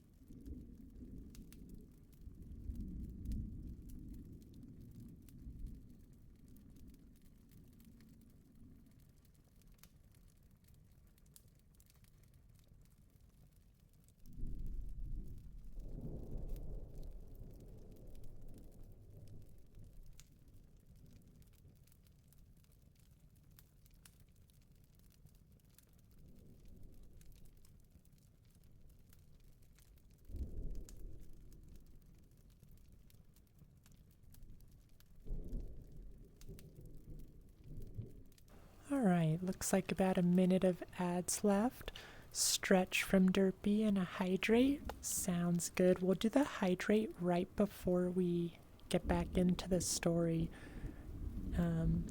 Let me bring y'all in.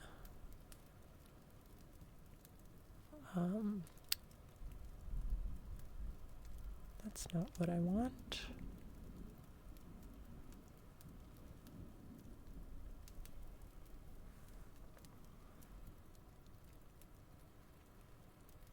There we go.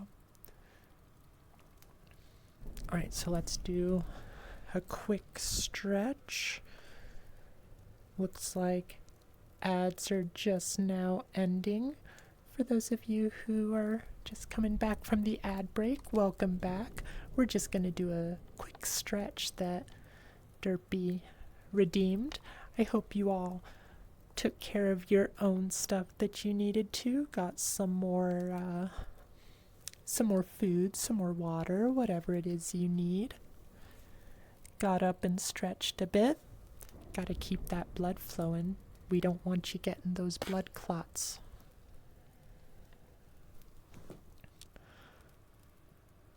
Yeah, what are you all thinking of the story so far?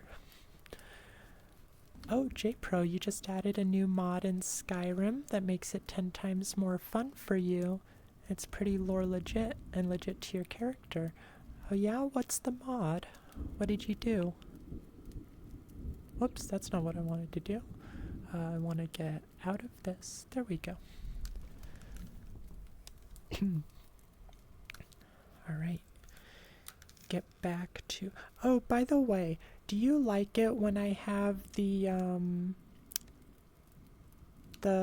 fire noises and the thunder noises? I think it lends to the atmosphere. But I don't know, maybe you guys find it intrusive or something? Basically make shouts more like a dragon, so fire breath lasts a while and it'd be strong. Interesting. Your character is a real powerhouse? Okay. You like the noises? Good ambience? Alright. Yeah, I figure most people are probably decently into them. I particularly like the fire noises because, you know, it is a Fireside creepypasta.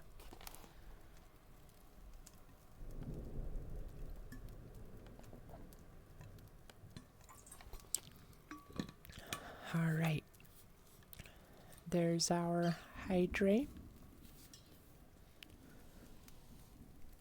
Oh, I almost dropped my controllers.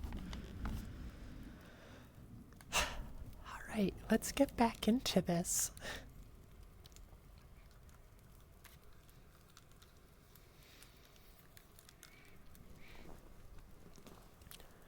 Alright. Chapter 3.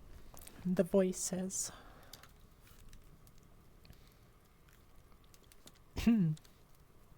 Excuse me. I lost my words for a minute. I didn't know how to respond to that. What did the sharp man mean?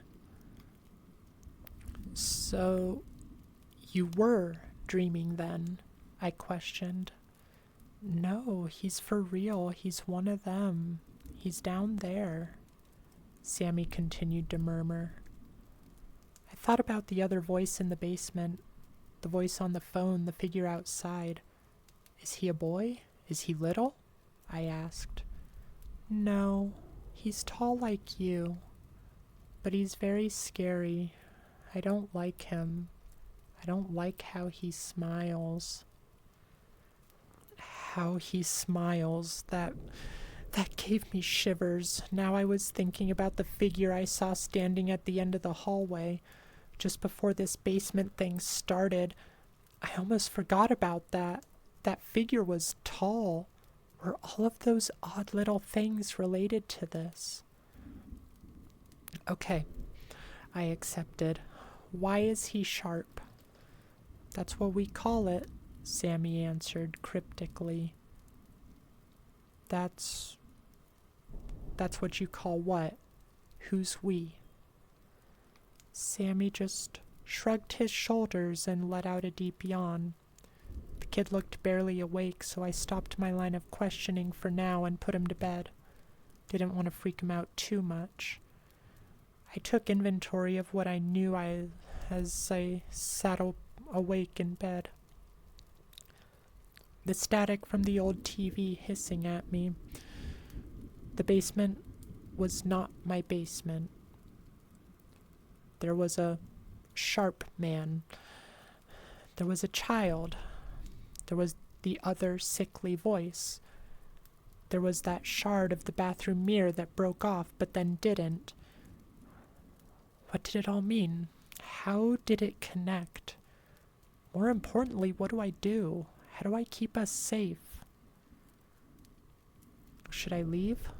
I thought. Should I take the kids and run? It was tempting, but where could we go? I couldn't afford another house. Shit, I couldn't even afford an apartment these days. Wherever we went, we would have to come back. No, there had to be a way to fix this. I just needed help. The biggest hurdle I had to overcome was accepting that. Accepting that there were forces at work beyond my understanding. I'm an atheist. I believe in science. I believe in what can be proven. I lived that way for my entire life, and I'd never had it disputed until now. But I was getting nowhere expecting a rational explanation to pop up out of thin air, so I had to remove that from the equation. Hi, Sniper. What's with this gabagoop stuff you got going on, you dork?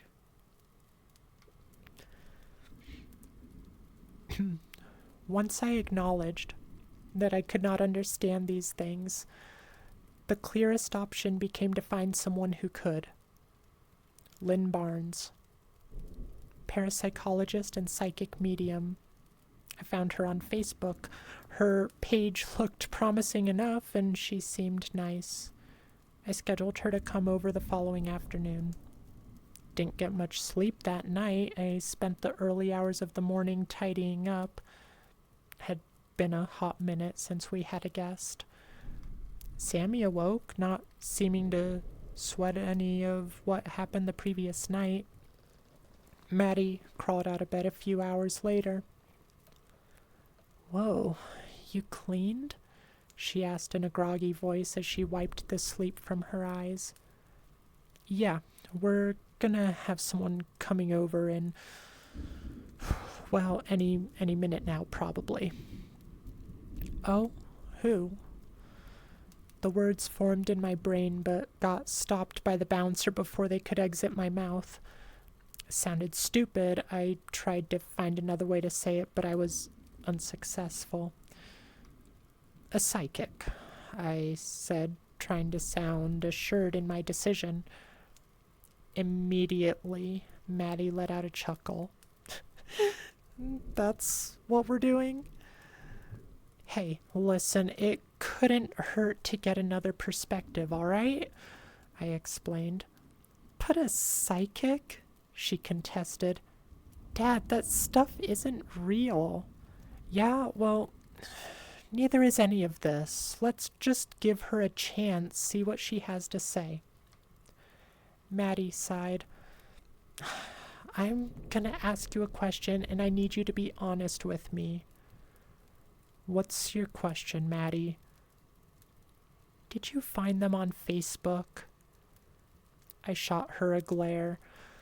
"Okay, see, this is why I don't bring you into the decision-making process. You're just all judgment." "Dad, what the hell?" "We're giving her a chance. We're being open-minded, okay? Then, if you have a suggestion, I will be open-minded to your suggestion," I said in full-on dad voice. She shook her head and rolled her eyes all at once. Admittedly, it seemed like a good idea at 2 a.m., and maybe less so now, but I had to commit. A car rolled down the driveway right on cue. Out stepped a middle-aged woman with graying, curly hair wearing a loud patterned dress, along with a younger, sharply dressed blonde man. They rang the bell and I opened the door for them with a smile, inviting them inside. I asked them about the drive up and all the usual nice things that you're supposed to say before you actually start talking. Maddie stood there silently with a facetious grin. Eventually, we all got seated in the living room. I know I got here a little early. I hope you don't mind, Lynn said. She had a very kind and disarming voice. It's just that I could sense some urgency when we talked, so I wanted to get here right away. And you never know with the weather these days. Oh, no, that's perfect. Thank you for coming. I don't know exactly where to... I mean, I never really believed in this stuff, you know? Lynn chuckled. Oh, don't worry. I get that all the time. I know it's a lot to try and understand. It is a lot, yeah. This whole thing has been crazy. I bet. You said it's just you, and was it 2 kitties? 2 kiddos. Yeah, just me and Madison here, and Sam, he's in his room. And the mother, is she gone? She's gone, I said, not caring to elaborate. Lynn nodded. I see. That makes sense. That makes sense? I questioned. Well, I've had the feeling ever since I walked into this house. Sometimes these things take a little time for me to read clearly, but other times it can be just like that. Lynn snapped her fingers. I know this may be hard for you to hear, and you're not going to want to believe it. But there is a presence here, Mr. Lewis. This is going to be difficult, but I believe the spirit of your wife still resides here. Is that so? I responded flatly. I looked over at Maddie, only to see her staring daggers at me. I responded with a defeated sneer. Yes, but what she wants you to know, and what's important that you know, is that even though she has left this plane, she will never truly leave you. Maddie made some kind of noise. Looking over again, her head was hanging down and her hand was covering her mouth. So, Maddie was right, I was wrong. I let the psychics finish up their whole rigmarole, and they went on their way. Predictably, they made no mention of a child or a tall man or anything of the sort. As I closed the door, I didn't even have to look at Maddie to see the smug look on her face. Shut up, I said as I walked by. Yeah. What's your idea then? I'm all ears, I scoffed. Okay, Maddie began. First off, a construction worker or an architect, someone who builds or renovates houses. Get them to come in and see what they can tell us about the basement. They would probably be able to find serial numbers, model numbers, something that can be traced back to a manufacturer. There would have to be a paper trail somewhere. You just went straight to ghosts, did it? Someone had to build this. Someone had to get the materials from somewhere. Okay, sure. That might give us something. Good idea. I know a few contractors. I can talk to them. But I didn't just jump to ghosts, Maddie. You didn't see... I cut myself off. Didn't see what? She pushed. I shook my head in silence. I didn't want to drag her into this any further than she already was. I felt bad about involving her at all. Maddie studied my lack of response before finding her words. You can tell me shit, you know. Like, I can maybe help. No. No? Maddie repeated, taken aback. Yeah, no, that's not how this is supposed to go. I know you're 17 now, but you're 17. You're my kid. This is not yours to deal with. It's mine. It's my job. Really? Maddie responded with offense clearly taken. Dad, you have always needed my help ever since Mom left. I know you're proud or whatever, but this isn't about pride. It's about you, I snapped. You shouldn't have to deal with these things. You are a child. Yeah, but I do. I do deal with them. Her voice raised. And it's fine that I deal with them because they need to be dealt with, and you can't do it alone. That's the situation we're in. Shouldn't doesn't matter. What matters is Sammy, and he needs both of us. I'd like to think that I was telling the truth when I said it wasn't about pride, but when she said I couldn't do it alone, it did hurt. It hurt because she was right.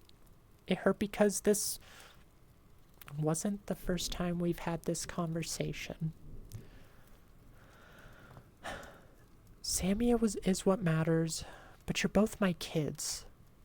You matter too, I responded. Oh, shut up, Dad. Don't start talking like that. My eyes widened. Did you just tell me to shut up? Yes, I did. A smile began to form on her face. Wow, I scoffed. You deserved it, she added. Did I? Yes. You know, if I was a different kind of dad, you would not be speaking to me that way. Yeah, if... No, just tell me what's really going on. Maybe it was just me being a pushover, or maybe it was because I agreed with her when she said that Sammy needs both of us, but I told her. I explained the phone calls, the voices, the figures, the things Sammy was saying, told her about the sharp man. I could see in her eyes that she was trying to wrap her head around it in real time. I don't know if she fully believed me, but I knew she was all in regardless. I couldn't help but think I made another mistake by telling her. She said she would look online for anything that might give us answers. I already tried, but she was way better at navigating the online world. She could always sort the real stuff from the bullshit. I don't know how I left her to it. That night, I moved Sammy's bed into my room, closed my bedroom door, and hung a wind catcher from the knob so I would be able to hear if anything moved. That put my mind somewhat at ease. Excuse me while I grab a drink.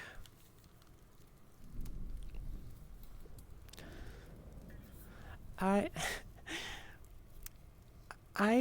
don't know how I feel about the psychic.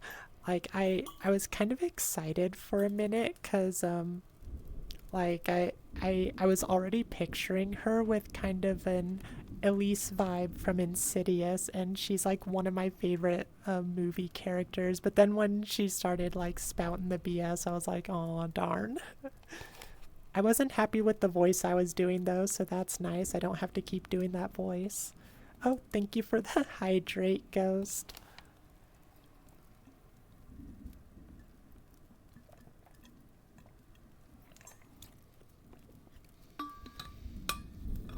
I probably should have refilled my water when I went to go to the bathroom.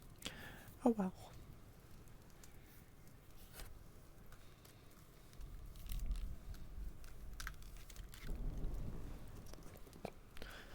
All Right, where were we?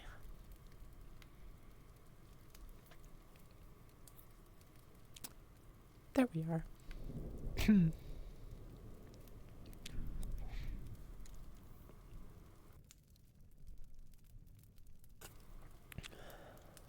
The thought of going back to work in the morning didn't sit right. I couldn't wait a week to find out what's going on. I had a window while the kids were at school to figure this out. I had to use it.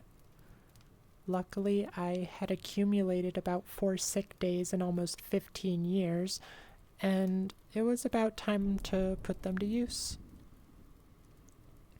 I called in, and then I called a friend who does home renos to come over tomorrow. Maddie was right, that might be something.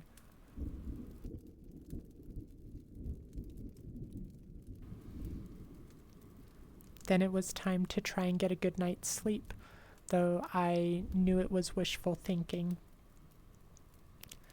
The first time I awoke was only a few hours after falling asleep. I woke to the faint sound of the landline ringing again. I was tempted to go pick it up, but nothing was going to make me leave Sammy alone, not even for a second. I let it ring and eventually it stopped. Sammy was still in his bed, fast asleep. Thank God. The second time I woke up to a different familiar sound, along with a bright flickering light illuminating the room, the glow of the TV and the hiss of the static. I was so used to this sound I'd accidentally fallen asleep with the TV on many times. I sat up and first checked Sammy's bed. The lump under the blankets and the mess of brown hair sticking out the top of them was gone. Sammy was gone. Before I could panic, however, my eyes moved to the TV, and there he was, his head silhouetted in front of the snow. He was just sitting there staring at it. Relief quickly turned to unease. I gotta ask, was that intended, or was it inspired by Poltergeist? Because that is absolutely what I'm picturing. I creaked my way out of bed and knelt down beside him. He didn't acknowledge me in any way, just kept staring at the screen. Sam, what are you doing? I called out quietly. Not intended, but you did notice it was literally Poltergeist. Nothing wrong with that. It's an iconic scene for a reason. I was very happy to see that. They always say the same things, Sammy muttered, not averting his gaze. Who does? They all do. I was as confused as I was tired. What are they saying? I asked. Sammy pointed at the screen and just said, Listen. Curiosity outweighed my trepidation, and I slowly leaned towards the fuzzy screen. It's just noise, Sammy. It's static. Listen, he repeated. I focused all my attention to the scraping hiss. I sat there trying to immerse myself enough to hear beyond the garbled mess, but nothing came through until... Daddy? That voice from the phone, the one from the basement. It was hidden deep within the hiss, but it was there. I jerked backwards in confusion and horror. Sammy kept staring. Another minute or so passed. I was intent to hear more. The sound began to feel almost hypnotic. I began hearing scrambled up voices, but I couldn't tell how many of them were real and how many were just my mind playing tricks. Words started coming through, far away words, like screams in a hurricane. No, yelled a desperate and horrified feminine voice. I don't want to. pleaded another feminine voice. Why am I here? Asked a confused masculine voice. The house, said a deeper masculine voice. I'm sorry, uttered a mournful masculine voice. Marshadow, my voice is relaxing. I'm glad you think so. Thank you very much. Over a dozen of these little meaningless phrases popped up through the snow, and repeating at random intervals. Maybe it was picking up some kind of signal or interference. That's what my rational brain wanted to think, but we were beyond that now. I remember. That old, sickly voice from the first phone call returned as well, filling me with dread. Amongst all the odd phrases scattering through the noise, two stood out to me because they were names. Jacob, yelled in a terrified manner, but even more chilling was Caleb, Offer uttered through violent sobs and hysterical screams. It was ghastly. Jacob, Caleb, who were they? Who were any of these people? What did the words mean? Why did they repeat over and over? My mind spun with questions as my hypnosis deepened. I could only listen and I could only stare. I listened to the words so many times, trying to gauge their exact cadence, trying to decipher their purpose. I think at some point I forgot to blink because the only thing that broke me from my gaze was the intense discomfort in my eyes. I shut and rubbed them vigorously to remove the stinging. The bright I don't know actually how to pronounce it. It's the 4:3. The bright 4-3 rectangle was seared into my vision. It took minutes for it to fade away. Sammy, stop staring at the TV. Go back to bed, okay? I said through closed eyes. But when my eyes opened, Sammy was no longer sitting beside me. He was back in his bed, turned towards the wall like he had been at the beginning of the night. I looked over at my alarm clock and it read 4:02 a.m. 2 hours had passed. This couldn't be possible. Was I really transfixed for that long? Had the time really gotten away from me like that? When did Sammy go back to bed? Did he ever actually get up? Fatigue overwhelmed my senses, and I collapsed on my bed. When I woke up for a third time, it was finally morning, with the clarity of the sunrise and my somewhat well-rested consciousness. It seemed to me like last night was a dream. That experience didn't quite feel as grounded as this felt right now. Though I couldn't definitively say either way, it frustrated me not to know. But I still made sure to remember those names. Martin came by early in the morning, right after I sent the kids to school. It was quite a task trying to explain to him what I needed without sounding crazy. I decided the best explanation was no explanation at all. I simply told him to look around the basement and see what he can tell me about it. Did I lose a tracker? No. He looked around with me for about 15 minutes. At first he seemed unsure and lackadaisical, but I noticed his brow start to furrow at certain things. He started looking more vigorously, and he'd shoot me these confused looks. Finally, he walked over to me and gave me his conclusion. Well, it looks like a basement. Great, I answered sarcastically. I mean, it looks like a basement. Who built this? That's what I'm trying to figure out. What do you mean it looks like a basement? I mean, it is a basement, obviously, but it's not functional. The breaker is for a completely different house, some kind of dummy breaker. I don't know what that's about. It's wired in, but there's zero electricity going through it. The boiler is just for show. It doesn't seem to have been turned on in years. I don't know how you're getting hot water or power. The air vents are constructed fine, but they don't seem to match up or make sense for the way your house is laid out. And again, they're not functional. But I have electricity, I challenged.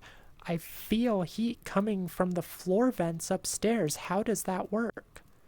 It doesn't. It shouldn't. I mean, I don't know if you're trying to fuck with me or what's going on here, but I cut him off.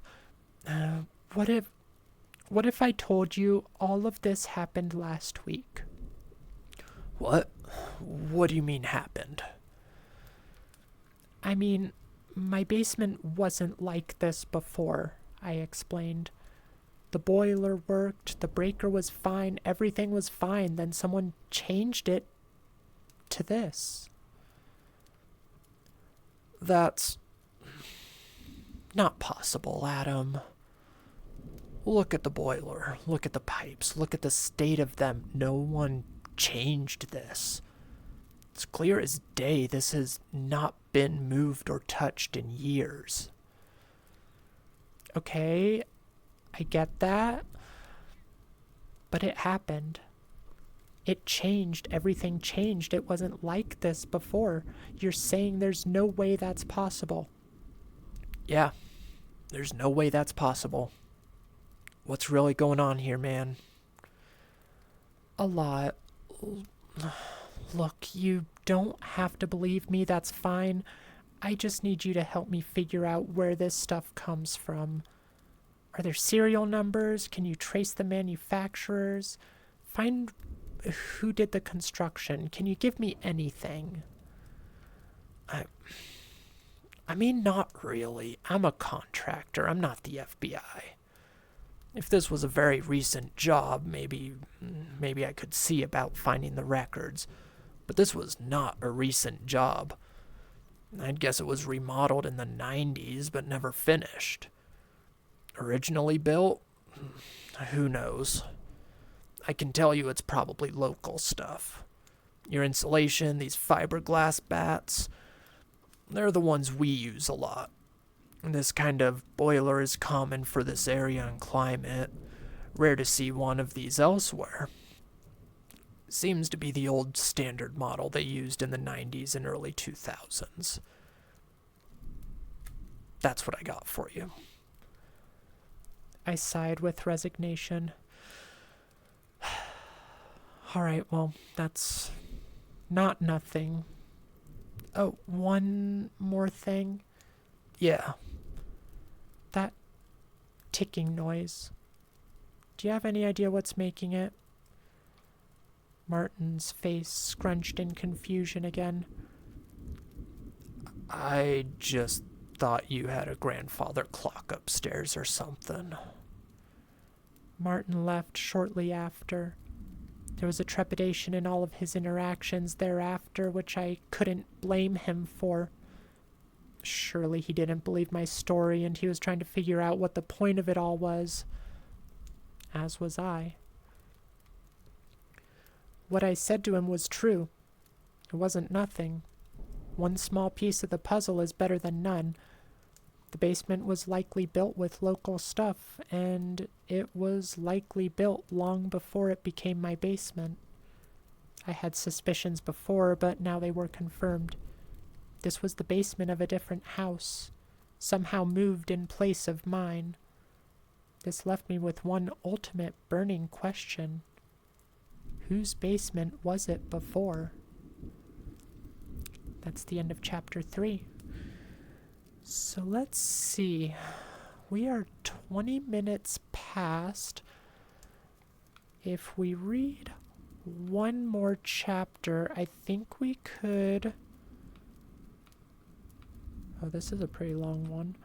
I think we could do a two-parter with this story. So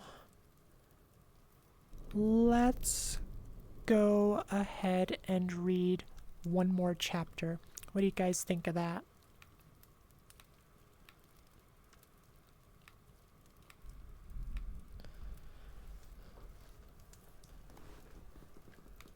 Alright, let me get a drink of water, and then we will continue with chapter 4.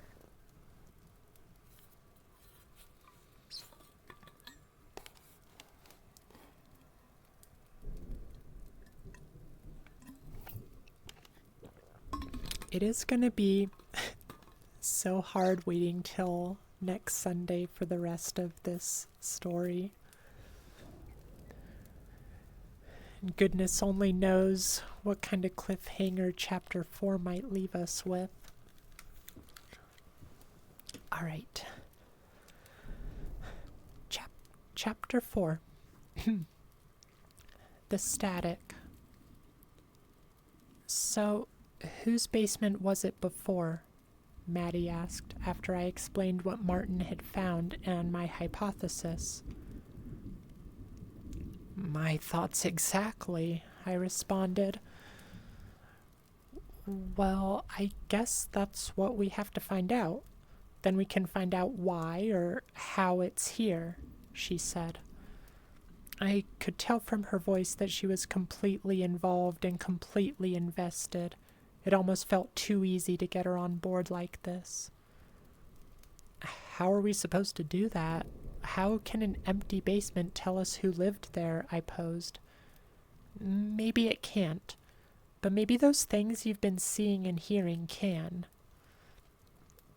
I thought it just as she said it, and it all came to me in a rush. The names, I muttered to myself. The what?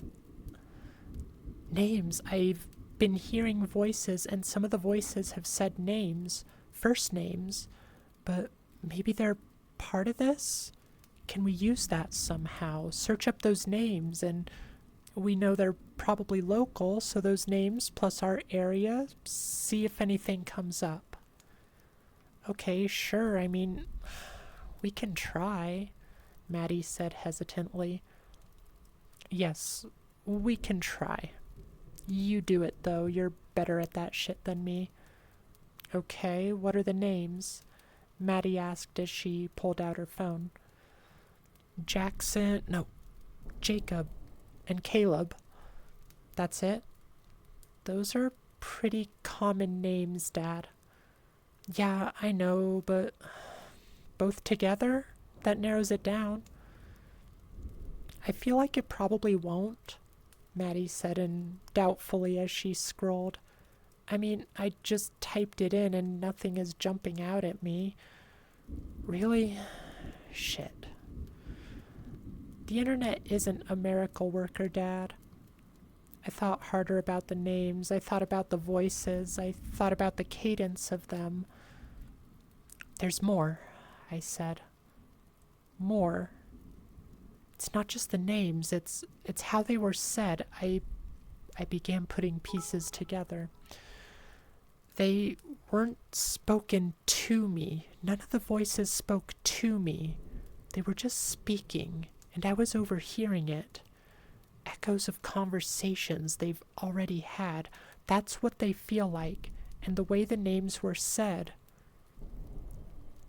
How were they said? Jacob. It was like shock, confusion, fear, like the person had been caught or snuck up on. Caleb, though, that was different. They were screaming his name, just crying, just wailing. SX Sharubi? Is it okay if I just call you Ruby? Thank you for the follow. I really appreciate it. I'm glad you're enjoying the stream enough to want to follow.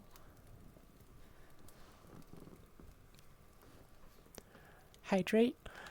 Dang it, you just had to do that. I need to go refill my water bottle. The last one I did emptied it. Alright, give me just a second, you guys. I'm gonna go refill my water, and then we will continue with our story.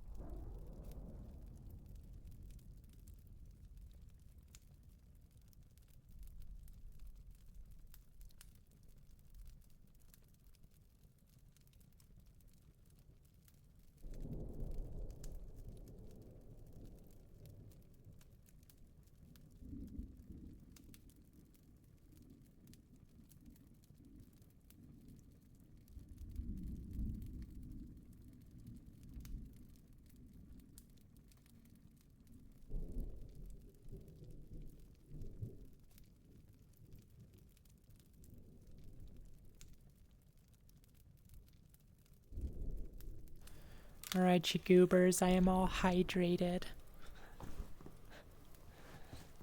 Let's pull you back in. No, it keeps going to the wrong thing. There we go.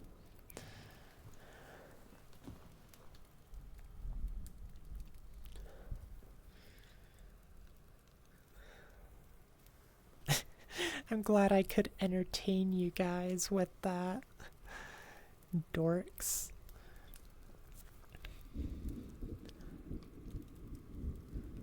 I contemplated for another moment before coming to my shaky conclusion. Caleb is dead. Caleb was killed, and the wailing voice, it was a woman's voice. She was so broken. It had to be his mother, which makes Caleb a child. Maybe the child I've been hearing, maybe someone killed that child. Maybe it was in that basement. Dad. Maddie interrupted, concern in her voice. Wait, the child, all he says is, Daddy? Why is that all he says? The way he says it, he's surprised, he's confused. Why would he be confused to see his dad? What is his dad doing that confuses him? Dad, you're freaking me out. Sorry, Maddie, I'm sorry. But I think I'm starting to get it. Why do they only say one thing? Why do they repeat one word or phrase over and over? People always say ghosts are trapped. They're doomed to relive their final moments. That's always the thing with ghosts and what ghosts are. The last vestiges of us. The last memories played on a loop. All of these words. Maddie, their final words. They're the last thing these people said before they died. And the last thing the child said was, Daddy? Don't you see? People died in that basement. People were killed in that basement. That's what you have to look for. Another hydrate, you goober. Alright, let's get another hydrate.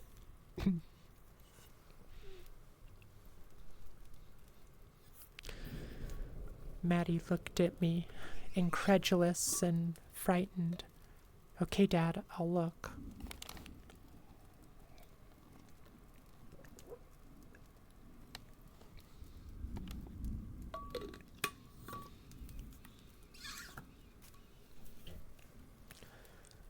Do you believe me? I asked. I don't know what to believe, but I want to figure this out too, so I'll look into everything tonight. Thank you, Mads. Yeah, just try and take it easy, okay? She was right, as always. I was a mess. I was strung out. This whole thing was beginning to consume me. We didn't talk about anything else. I didn't ask her how school was. I didn't ask about her day. I didn't ask about her friends, but then again, I rarely did ask. And she never really told me anyways. There always seemed to be something else in the way. What came first? Her not telling or me not asking? I used to say I love you every day before school and before bed too. Then she got older and she stopped saying it back. That kind of direct affection started making her feel awkward, so I stopped saying it as much too. Should I have kept saying it? I don't know. She was okay, though. I knew she was. She was so strong, and she didn't even need me around. I needed her more than she needed me. That was the problem. I played with Sammy for a while, tried to delicately broach the subject of the basement, the TV, and the sharp man to him, but he was disinterested in talking about it. I wondered why. As the sun began to set, I didn't feel at ease, per se, but I felt a bit more at ease than I had been previously. The answers I got, or at least the ones I surmised, told me a lot. If these were just spirits caught in their final moments, then there was no malice. We weren't targeted by some kind of tangible evil. We were merely the subject of some extra-dimensional anomaly.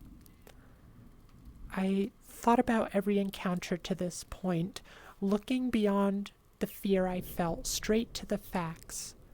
The fact is, they never did anything to harm us, not that I could see.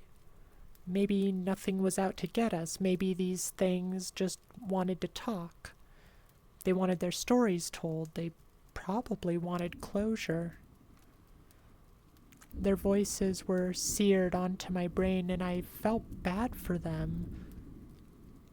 There was so much pain in them. I couldn't imagine what it must be like to be stuck like that.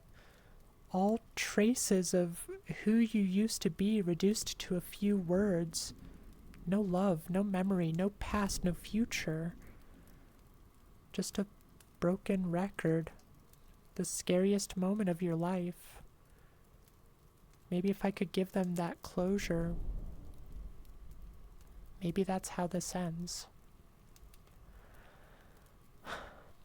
A plan began to formulate in my head. I wanted to communicate with them properly. I had been avoiding them all this time when maybe all I had to do was listen. Sammy was already out like a light. I couldn't leave him alone, which meant I had to tell Maddie. I hoisted his body up from his bed and carried him over to Maddie's door. I need to drop off Dummy here for a little bit, alright? What are you doing? Maddie asked. I'm going to try and talk to them, I responded, dropping Sammy on her bed. Maddie's eyes widened. What do you mean, who? The fucking... I answered while vaguely gesturing with my hand. Ghosts? Or whatever they are, I added.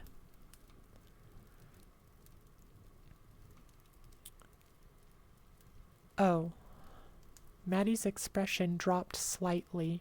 Her tone was slightly off in a way that I didn't know how to acknowledge.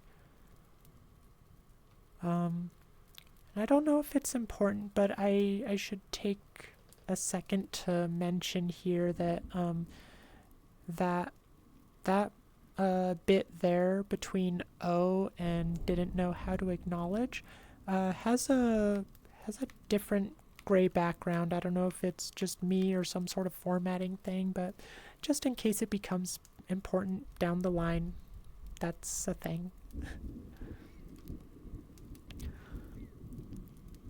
Yeah, I think I know how to communicate with them. If... Oh, that was an error? Okay. Thank you, RainMaker. I kind of thought it was just some formatting thing, but I know some stories, do stuff like that, so wanted to mention it just in case. Thank you. Yeah, I think I know how to communicate with them. If I can find out what they want, maybe I can help them. You want to help them? Yeah, then maybe they'll leave. I don't think they mean us any harm. Are you sure about that? Maddie asked, with a deep twist of unease beneath her voice, one I was unaccustomed to. I had the chance to lie, to employ the dad bravado. I chose not to this time. No, I'm not sure of anything. This just feels like what I have to do. Okay. Well, I'm coming then, Maddie asserted. No, absolutely not. I need you to stay with Sam. I think we should stay together, Maddie said, almost pleading. Maddie, is everything okay? I'm fine. I could see it behind her eyes, clear as day. She was afraid. I began to suspect that it wasn't just from what I had been telling her. You believed me, I began to theorize. When I started talking about voices and ghosts and shit. You played skeptical at first, but you went along with it pretty quickly. Maddie shook her head and her hands began to fidget the items on her chest. You've seen things, haven't you? I prodded. No, I haven't seen anything like you have. Then why did you believe me? Maddie sighed. I believed you when you told me about the sharp man. What? Why? Because I know what that means. Once again, the hair on the back of my neck stood on end. My mind raced and I struggled to get more words out. What are you talking about?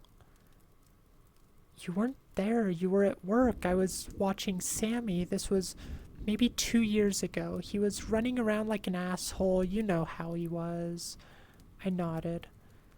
Somehow, and I don't know how, he gets a hold of a steak knife. What? I yelled. I know this is why I didn't tell you. Anyways, he's running around with this knife. I try to grab it from him before he fucking dies, and he accidentally slices my hand. But he doesn't know what the hell anything means. He's laughing. I get the knife from him. I just point at it and yell sharp. And then I point at the cut on my hand and I yell sharp again. Trying to, I don't know, create word association. I was panicking, but ever since then, every time he sees a cut or a scar, he points at it and says sharp. That's why he does that? Yeah, that's why, and I haven't seen any of these things like you have, not while I'm awake. But for the past 5 nights in a row, I've had a dream about a man with cuts all over his face and a giant split down the middle of his head. I had no idea what to say. My mental image of this man she described was instantly horrific. Maddie continued. So I don't know if I can believe these things don't mean us harm. Maybe they are just lost souls like you said, repeating their final moments, but if that's true, I don't want to know what that thing's final moments were. I really don't want to know why he was smiling. Jesus, Maddie. I don't think you should try to talk to them, Dad. I know, but I have to figure this out. This is all the more reason to do it. They're talking to me regardless. I just need to be able to hear them better. We're so close. If we get one or two more names, maybe we can put it all together. That's all we need. I saw Maddie's expression of disapproval and fear, so I came up with a compromise. Okay, here's what you can do. You can stay at the top of the stairs while I go down. That way you've got one eye on the kid, and I can shout if I need anything, alright? We won't be apart. Maddie relented. Okay. Plan was simple enough. The voices came through best on the old TV. I figured that the signal would be stronger if I put the TV in the epicenter of this whole thing. I made my way briskly through the house. I could hear the wind begin to whistle through the walls. Through the living room window, I could see the snow starting to pick up. But I didn't have the time to fret about that now. I grabbed an extension cord and plugged it in on an upstairs outlet before throwing the rest down into the abyss. Then I took a desk lamp from the living room, brought it down, connected it, and set it on the concrete floor, illuminating a small patch on the staircase at the staircase's end. Finally, I hauled my big, fat CRT down the stairs. I sat it dead in the center of the big empty space and plugged it in as well. Maddie tossed the flashlight down afterwards, and I was ready to begin. I sat cross-legged in front of the small dark screen. Neither the light from the lamp nor the small amount coming in from the door was enough to reach all the dark corners of the basement, though I could see just well enough to notice that my breath was visible. I switched the TV on and was faced with the familiar static and the loud crackling hiss that accompanied it, more than loud enough to drown out the old familiar tick-tock. The more my eyes...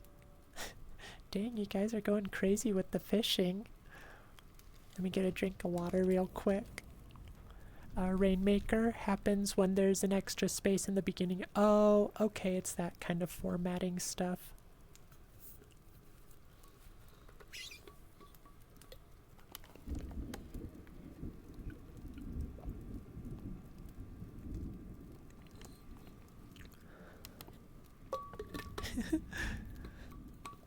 Yes, J-Pro, fish indeed.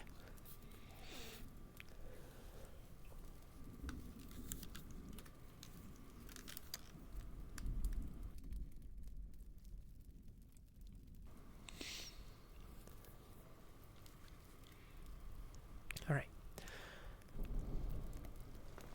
I switched the TV on and was faced with the familiar static and the loud crackling hiss that accompanied it, more than loud enough to drown out the old familiar tick-tock. The more my eyes adjusted to the blinding white light, the more the rest of the room cascaded into darkness. Was this a bad idea? Was I doing the right thing? I didn't know. All I knew was that I was terrified. "Tell me who you are," I requested softly. "Tell me why you're here." I attuned myself to the static. I gave in to its hypnotic effects, hoping that bringing the TV down here would increase the connection to whatever it was. The first few minutes yielded nothing, but I was patient, determined. "Daddy?" The familiar child's voice broke through the static. My body shook to attention. "Caleb, is that you? Is that your name?" I called out, still attempting to speak softly. "Daddy?" it repeated. What happened to you, Caleb? I asked, allowing more urgency to enter my tone. Daddy? Where is your daddy? What did he do? Daddy? I sighed. He didn't seem to be able to say anything else. I didn't even know if he could hear me or understand me. Maybe this wasn't going to be a conversation. Maybe it was just a broken record after all.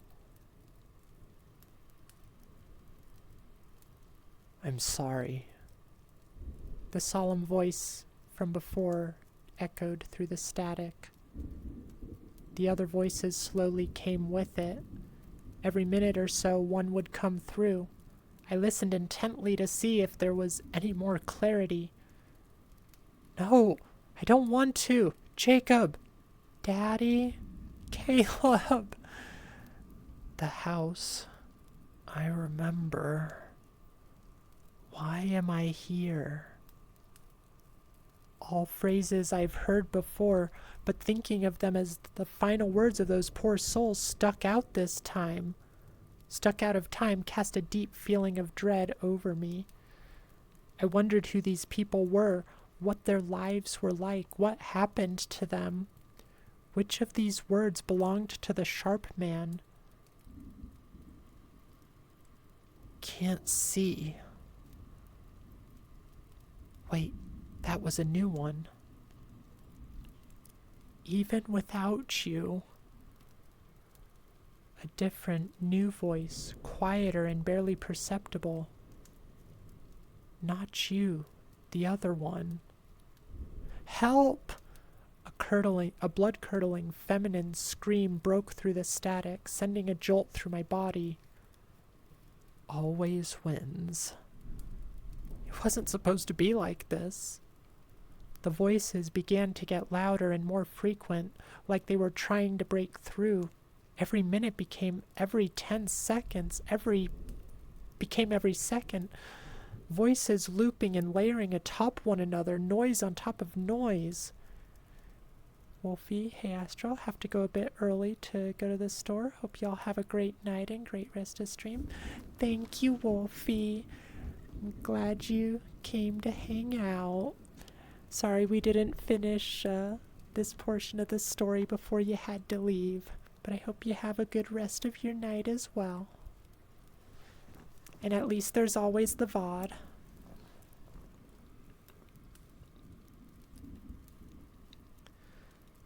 Daddy, I don't want to. I'm sorry. Always wins. Make it stop.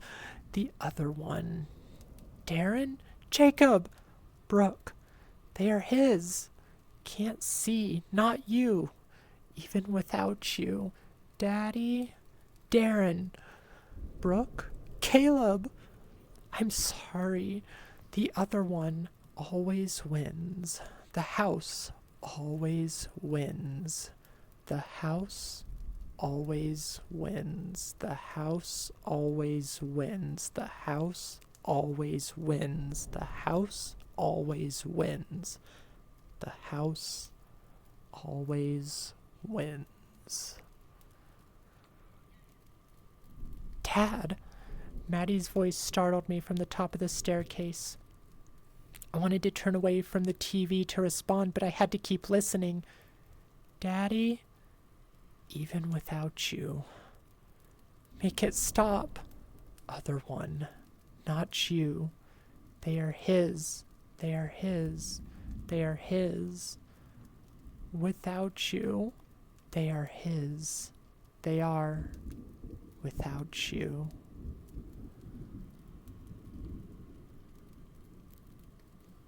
Dad, get up here, Maddie pleaded. I heard her. I heard the urgency in her voice. I wanted to move, but I was transfixed. I couldn't take my eyes away. Just a little more. Don't want to be here. Don't be here, Daddy. Even.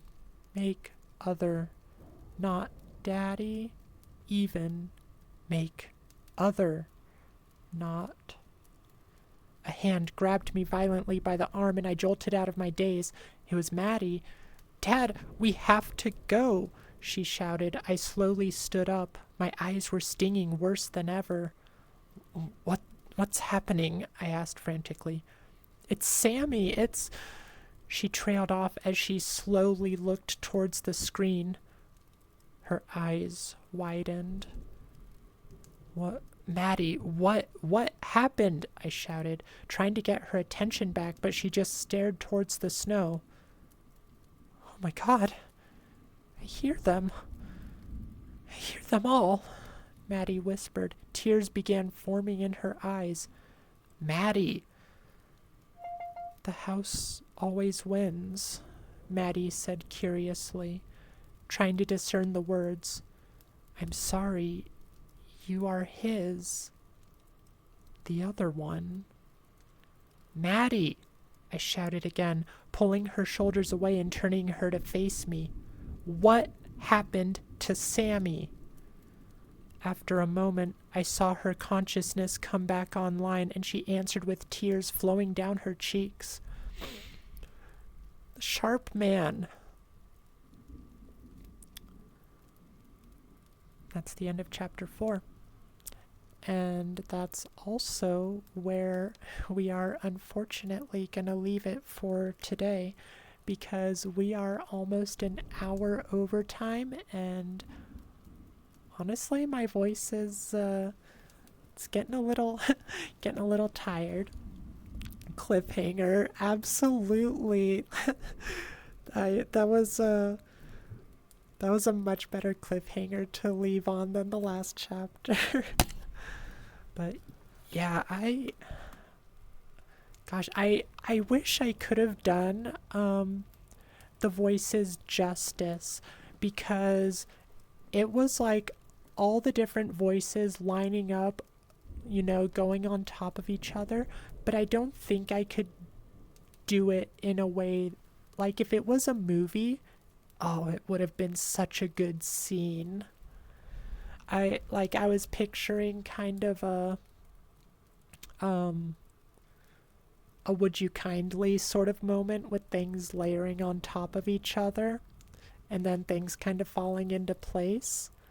But yeah, I honestly, so far, I would love to see a movie version of this. That would be so great. I think I said that about the other one too. I think I said it about Black Eyed Susan as well. But yeah, I'm loving this. Very well done, RainMaker. I can't wait to read more next Sunday. That was really cool. Held your attention a lot better than most stories. I'm glad, J-Pro. Your brain is really ADHD. Yeah, it's definitely got that that draw. It pulls you in. You want to know what's going to happen next. And I think part of that is that I mentioned it earlier, but like the main character is likable. It's a lot easier to get invested in characters that you actually enjoy and you want to see succeed. I need to scroll away so I don't try to peek at the next chapter. But yeah, I'm glad y'all are liking it as well, and thank you, RainMaker, for writing it. I'm really happy you've given us so much to read on this channel. Let's see, should we raid? I think we should raid, but I also wanna take a couple minutes to, kind of wind down. 'Cause the problem with the narration streams is that I don't get to chat with you guys quite as much, 'cause if I did, we would never get through a single story. So I just want to check in, make sure y'all are doing alright. At least Papa Wolfie didn't miss too much. But yeah, this was a really good story. Let's see if we can actually find someone to raid while we're doing this. RainMaker, thank you for the kind words. It means a lot. And yeah, that voice sequence was not going to be easy to narrate. Yeah. So such is such is the cost of this. I'm sure some of the like the better, more experienced narrators could probably do stuff like that. Like people like Mr. Creepypasta, Creeps McPasta, people like that. I'm sure they could like do some editing, record a bunch of different lines, get some other people doing it, and make a really good sequence out of it. But little old me, not so much. Oh, that talking about movies, have you ever do you have any interest in doing film, RainMaker, or do you just do you prefer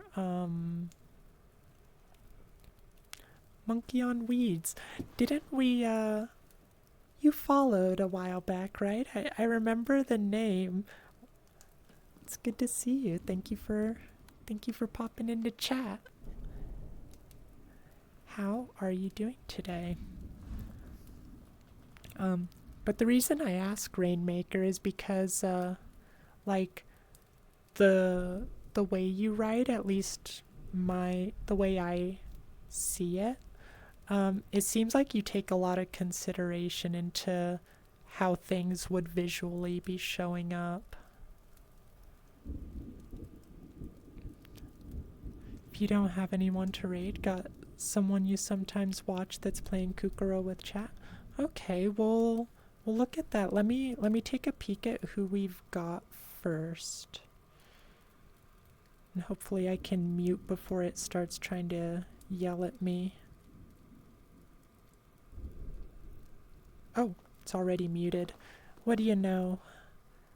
Alright, so let's see. We've got Sword Swipe. Oh wait, are they?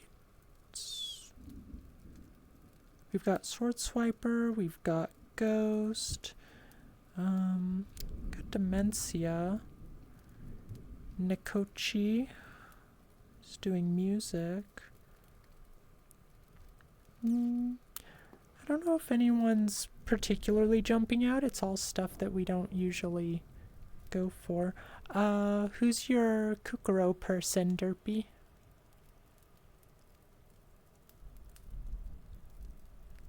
RainMaker, I think I did great, especially for reading it the first time live. Aw, thank you. I appreciate that. I really like I don't hold a candle to so many other narrators though. I try to make it fun at least. So, it is what it is. I have a harder time maintaining my voice too. Luna Kyocat. How many viewers do they have right now, Derpy? I guess I could just look myself. Sniper, you gotta tell me what is this gabagoop? You're such an odd one, Sniper.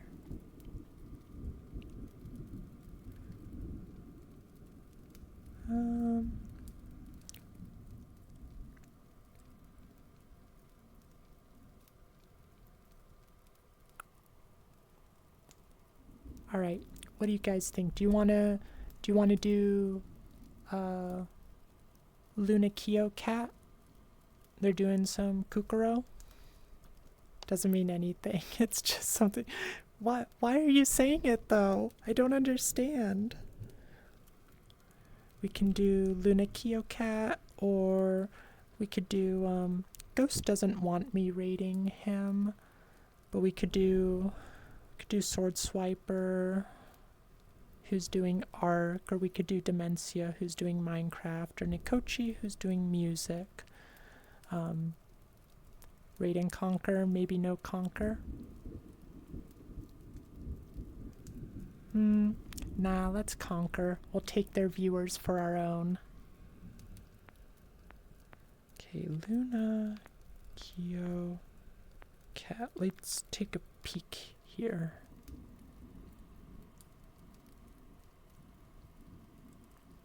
Oh, and says they're a talkative streamer, so okay, let's go for Kyocat then.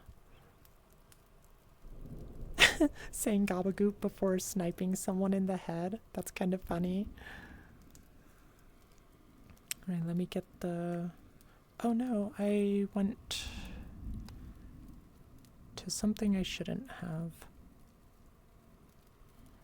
Gosh, guys, streaming is hard.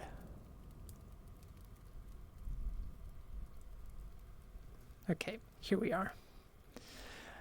Let's start saying our goodbyes. Let me give y'all a hug before I put us on the stream ending screen.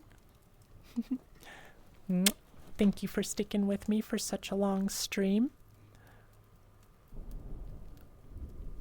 Let me go get our raid set up. You're stupidly obsessed with Bing Bong now? What? Okay, what got you guys on these random words? The Bing Bong thing kind of just reminds me of Inside Out. Okay, /raid Luna Kyocat. Okay, it looks like this channel is follower or subscriber only, chat. Do men deserve rights? What? Y'all are weird.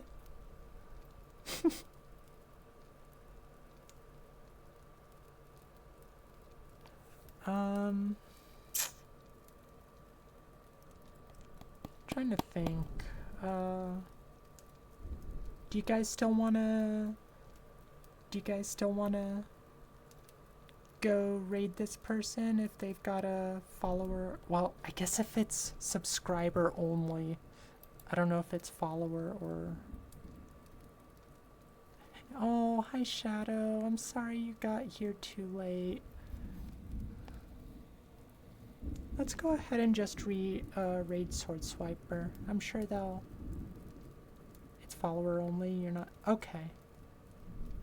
Follower only isn't too bad then. Okay, well, we'll start the raid over. We'll go ahead and raid them.